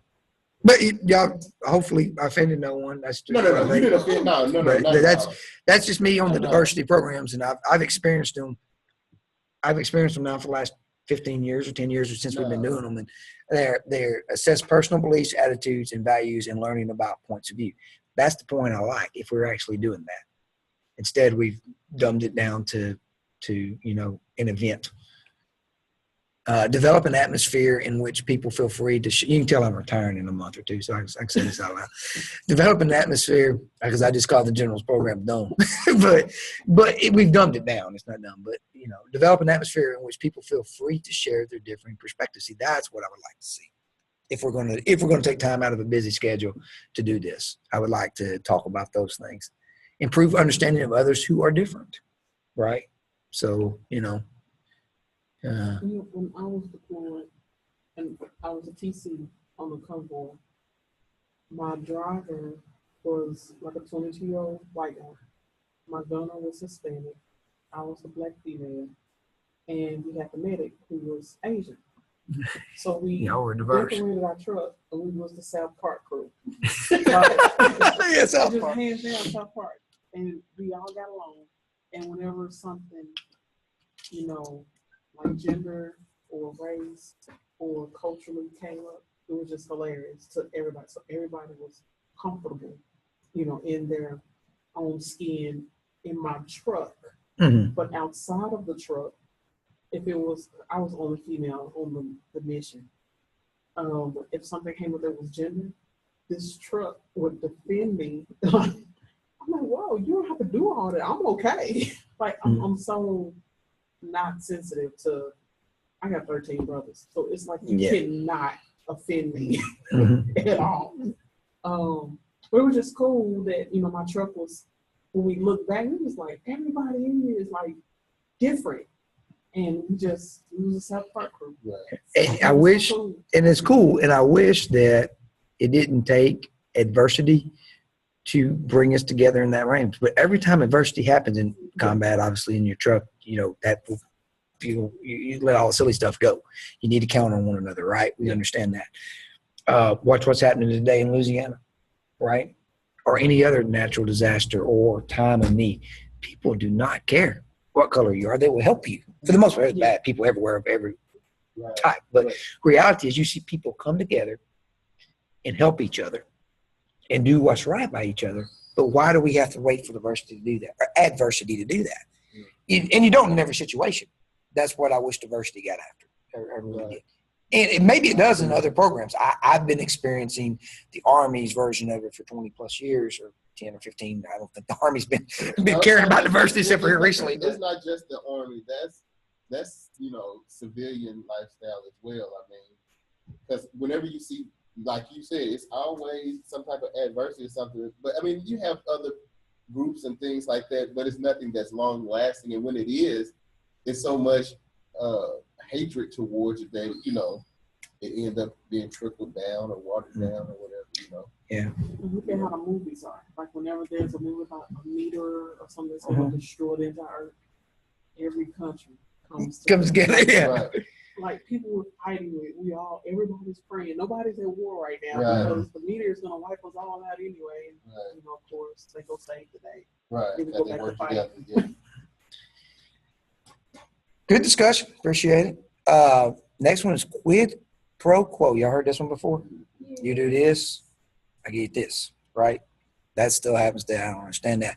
Our book calls this a form of sexual harassment. By definition, as a military, I would call it, as a military guy, in our definition, that is sexual assault. But it depends on what your definition of each one is. But it's more. It goes further than harassment. If I buy sexual favors from you or threatening you into sexual favors, I should say, based off of my position of power. That is by definition, I think by law, that would be assault. But harassment, assault, whatever you call it. But you can't do that. You see that. What's your job as a manager? You see something, say something, right? These are the kind of things you cannot allow to go unchecked, even if you're not involved. You just got to stand up, in my mind. Unfortunately, people don't. It happens still. You hear the stories and occasionally hits the news, but It's a bad when the book brings it up, and it's important to know and understand, but there's a term for it. Then we'll get back into stereotype. So what is it? It's describing specific behavior of traits to individuals based on their apparent membership in a group. And that's apparent membership in a group. So that's like, saying, well, looking at you, Mom, he's an African American. And people do this all the time. They assume it because you're black and you're in America that you're African American.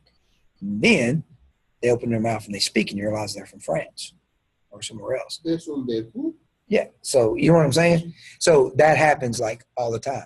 That itself is not bad, but that's the apparent part of it. That's where it goes wrong. So why do you think that I'm like this because of this particular group you say I belong to? And you based it on some very limited knowledge, So that happens a lot. So we've talked about stereotyping, but I like the part that they put in there, the apparent membership. We miss that a lot of times is we think someone belongs to a group just because. Judging the book by its cover. What's that? Judging The book by its cover. exactly.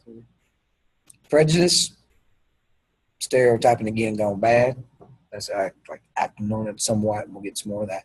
Bias from prejudging someone based on some trait. So it really specifically breaks it down to a trait. So if you act like this, then yeah. We'll have to get into examples of that. We've talked enough on it. This is the really bad part. This is the end result of what happens with stereotype and biases and prejudice. You begin to discriminate, which is taking specific actions toward or against a person based on the person's group. Right? So I am not hiring you because you're a female. Because females, for whatever reason, you name your stereotype of the female. I'm not hiring you because of your skin color. I'm not hiring you because of your age. I'm not hiring you because of your sexual orientation. That's all those things. We have specific laws against that. Even with the laws, though, it still happens, right? All the time. So how do you get to there? Start with prejudging. You start with stereotyping. Then you get to prejudging. You get into your biases. You have the wrong schema about things. They lead you into that. That's why I think it's important for each individual, and this is the hard one to get across. This is not a book thing, and this is just me, is start with yourself on that. Because I can point out stereotypes that everybody uses. But I cannot, well, I can point them out, but a lot of times if I'm just doing that, what about mine? And then if I check my stereotypes and understand where they're coming from and get over them, then it will not lead me down that road of discrimination. Oh, and I'm not giving it out to someone that's done that. Just because someone's discriminating, I'm not saying it's okay because they went through this and they just didn't check themselves. At some point, you got to stop and say, this action is wrong, right? I don't understand how we got to that anytime, but apparently for longer times than not, we've been this type of society that's actively discriminated. I used to say it out loud. The military discriminates, and we absolutely do. We don't let handicapped people in. We don't let old people in. We don't let fat people in. I mean, we discriminate. Now, some of that is for good reason. I mean, but you at least need to say it and define it, right? Well, you do. You got to be honest about it. You know, be a certain height to get in. Can't be dumb either. I mean, like really dumb, right? Because we give you a test, right? I mean, if you look at the test, you got to make a 21 at a minimum to get in. Anything below that, never in history we went below 21 letting people in legally. You know, been some cheating, I'm sure, but I mean that's just on the ASVAB. So, and I say dumb, I say it facetiously, but we have a standard of what we call, and by the way, the ASVAB is not a very good predictor of intelligence for a guy that spent his whole life. His father's a recruiter and working in recruiting in and out of it. It's not a good predictor of intelligence. What would be the outcome situation where somebody was recruited, they wanted to get in, they met all the requirements, they even passed their physical assessment, whatever y'all call it, and they may have been maybe 10 pounds overweight than what y'all wanted to take them in at per his height ratio or whatever. And they was like, well, you know, we wanted you to drop those 10 pounds before we let you in. Can't let you in. You know, could a person actually have a lawsuit against the military for that? They've tried it on my watch. Yeah, happens all the time, but we win every time. Again, we actively, if you want to use the word. And I mean, the military, and they don't say it out loud and get mad when I say this, but that's what that is. And I'm not making judgments as right or wrong, because we have to have physically fit people. I don't like our height and weight standards because I just don't believe that they're right. I'm thinking, like, what? But- Go ahead. But yes, we actively say for enlistment into the military, you have to meet this standard, this standard, this standard, this standard, this standard. We don't say if you're this, you can't be in, but if you've got to meet this standard, that's actually saying that, right? Right. We soften it, but you have to be of this height, this weight. You can be too skinny too, by the way. Yeah. I mean, it's not that I say it, it's the wrong way of saying it. It's not that we don't want fat people in. We want the right weight people in. We want healthy people in. You might argue with the way we define healthy. I certainly do after 20 years in the military. But we want people to be healthy. We'll kick you out too, by the way. You can get in too. Change that status quo and get overweight or underweight. We'll kick you out. Right? Certainly we can, don't in every case. Because y'all didn't want to let Captain America in at first, did you? No. And look how he turned out. I had to gain 10 pounds. You did? Yeah, we have underweight. And then Wow. once I got in, I became overweight, but I always taped out. Yeah. So when I first initially went, I was 1 pound overweight for the Marine Corps. No. The Army recruiter said, Mhm. I There's- was gone in 2 months. Yeah. Yeah, that's how it goes. Yeah. So yeah, we do, I'm say we, the military, and I don't mean it in a bad way, Discrimination bad. but you need to say it and do it. But when we do it on the front end for practices, then why do you get shocked when enlistment and discharges somewhere in the middle when we're doing it? I've had these conversations why are we shocked when an organization, what kind of message are you sending when we can write these standards? Don't get shocked when people apply those standards throughout the rest of the time, and it happens. That's what happened with the kicking the gay people out, because that was not done equally across the board. That And for me, like I done got passed on promotion 3 times because I was a female. And the promotions at line unit. And then this last time, 2 months later, they passed the bill. Women can now serve in line unit. Yep. I'm like, I just missed the promotion. dismissed it, yeah. So yeah, now we don't let women in combat until now. So we just had our first infantry people graduate. The school ain't had our first female come through yet in infantry. We will soon. I think we already got her selected. We sent them to Ranger School. We got our first female Rangers. And so yeah, and then of course to make promotions, it's kind of like that glass ceiling. You in the infantry, you promote quicker, there's more jobs, blah blah blah. So that's just the way it goes. So the military does to an extent have that in there. They just don't like to admit it. But we do have diversity awareness days at the same time. So we talked about examples. Tokenism, everybody understand and know what tokenism is?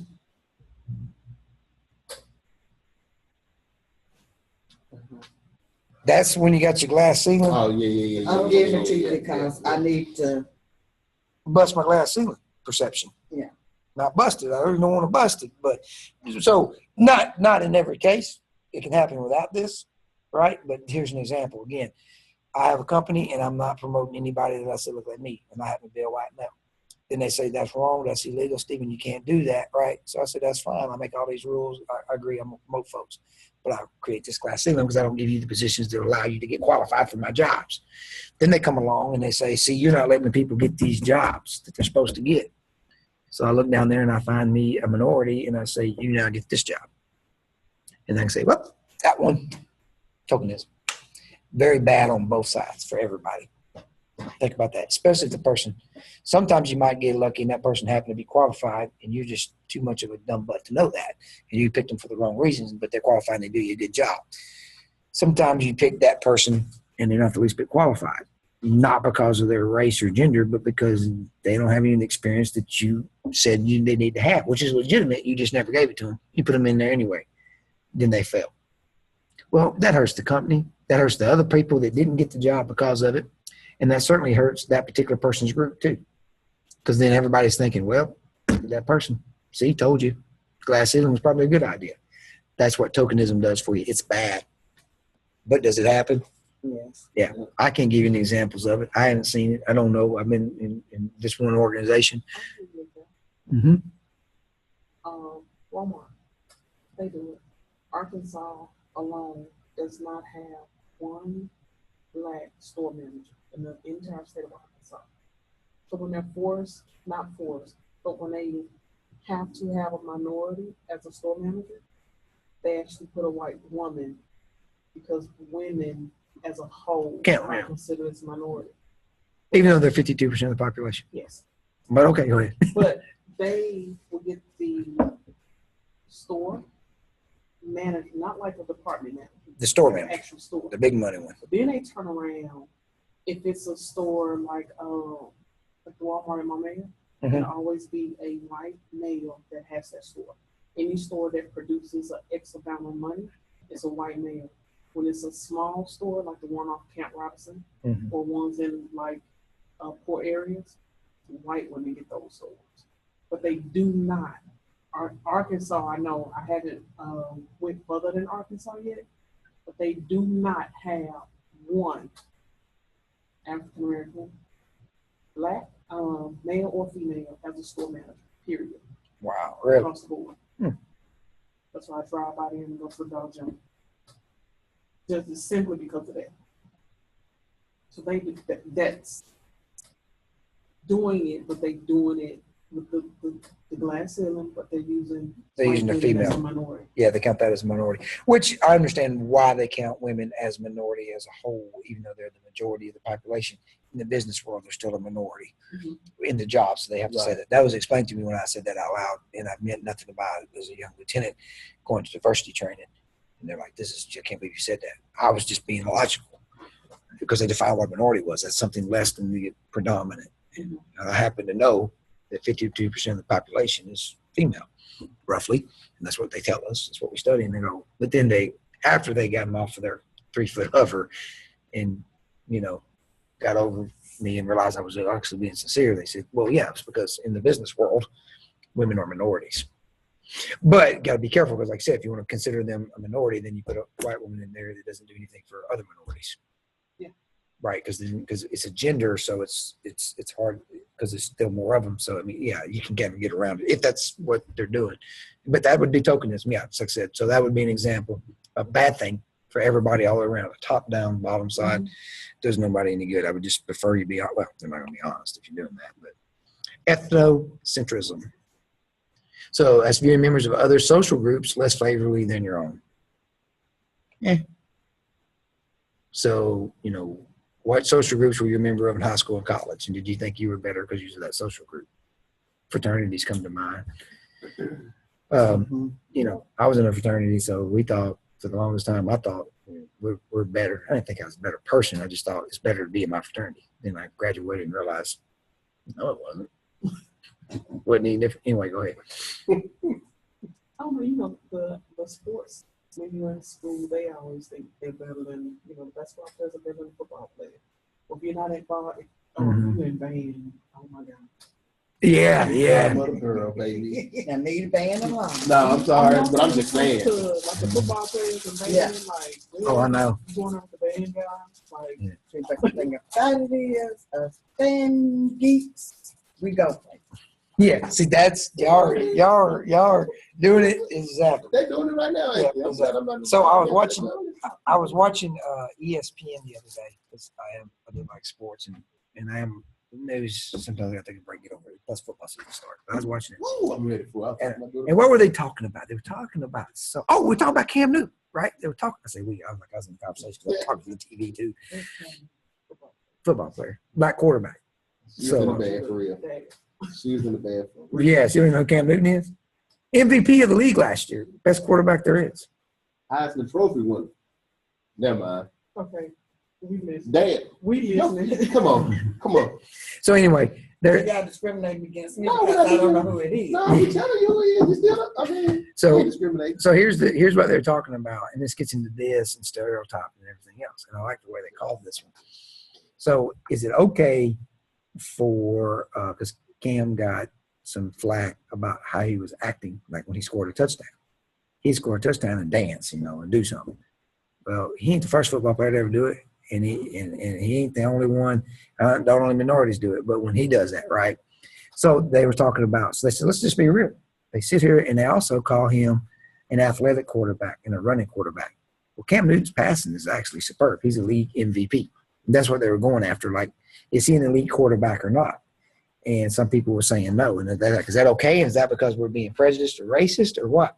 So they were saying that. And it's like, so yeah, why is it every time a black quarterback is a quarterback, he's a running quarterback, right? And if it's a white quarterback and he runs, right, he does the other, right? Right. He's like, well, here's the word we use, scrambling, right? So when we said Steve Young had more yards to date still than Cam Newton's got running, right? He was a running quarterback. Right. But we called him a scrambler, not a running quarterback. We've never called a white quarterback, I say never, but that's what they were, a running quarterback. And they never called a black quarterback a scrambler. That's just the way it is, right? Right. You're right.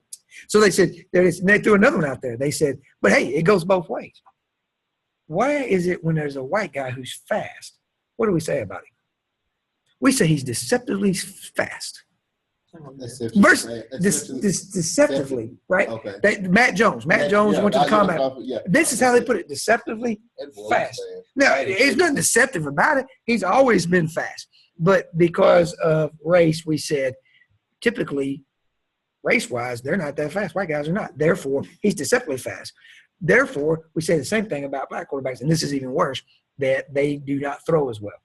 Well, no, that's false too, because we got one after another we can show. It's that perception that we adhere to them. So if you just think about it and you're learning, and my son's coming up and he's listening and stuff, Daddy, can Cam Newton not throw the ball? I'm like, well, okay, let's just watch this last game. Absolutely, he can throw the ball. He beat Arkansas 3 years in a row or 2 years in a row. Right. Did he play? Throwing and running. Throwing and running. Matt Jones threw and ran. But we said he's deceptively fast and scramble. So anyway, those are perceptions. The problem with it is, and they were being very real on ESPN, which is awesome, but it's bad that we have to go to ESPN to get this, right? They're being very real, which you won't probably get on the other news channels. And they're just having an honest conversation about that, going back and forth and saying that. So that perception, though, leads to these things out there.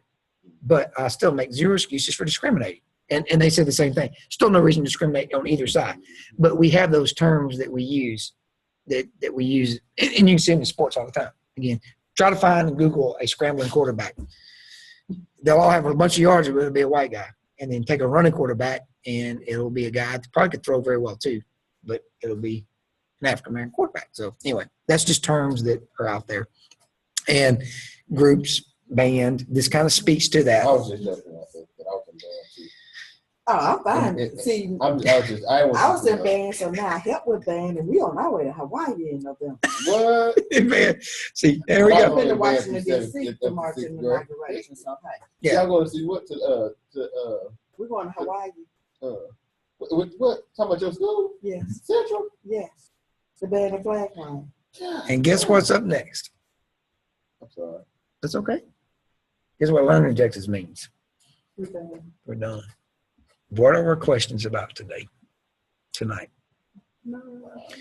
Thomas, you with us? You still good? You've been quiet, but we see you. Good deal. Okay. You did a pretty good job teaching this principle of management. I know that. Well, thank you. I like the discussion. Again, like I said, at the start of the class, it's my goal. And I do this every class. I don't know if I said this first class. I say so much I forget what I say. But I honestly learn something every single class. That's why I like teaching. The first thing I asked when they hired me, was going to hire me and looking at hiring me at Central Baptist, like, can I still teach? And they're like, yeah. Then I found out, and I didn't say anything like that. I didn't turn it recording now. They're going to pay me to teach still above myself. I was like, oh, I was like, oh, I'm just going to teach. But thank you. I'll take it. They pay you to teach here, but I was like, that's cool. So, all right. So what we got now is where y'all should be now is working on your topics are approved. What you should be working on now is outline, and then get those turned. I think it's next week they're due. Can we turn them in early? Absolutely. You turn it in to me early. Yep, and I'll finish with it. yeah. Anything you want to turn in early is great. What I'm not doing, so everybody understands this, I'm not releasing the test after every class. I don't want people getting ahead. So if you see the test out there early, I made a mistake. You still take it. It's not going to hurt nothing, but I want to have at least the opportunity at the lecture. If you want to review, this will be downloaded by in the morning because it takes about 2 hours, literally this long of a video, to upload through the system. Slow. And then, but what is out there right now is the slides with the talk over stuff. And you can keep me honest. I won't say the exact same thing in those, but it's the same kind of stuff. You'll see that in there. So that's what's out there. Thomas, thanks for being on, brother. Thank you. We'll see you. The outline due Sunday, right? Yeah. Okay. Okay. What's the outline? Let's do next week. He was supposed to give you the. Your topic. Topics was never. this past. Yeah, the This next past Sunday. Sunday. This Sunday, the outline's not Your there next topic week. gets to this coming. Yeah, I should already have your topic. He should already have Right. the topic. Okay, I thought we was doing something every week though. I Yeah. looked at it, but I The don't. outline this week. Yeah, your outline is this week. It's due Sunday. Yes. Okay. Yes. Y'all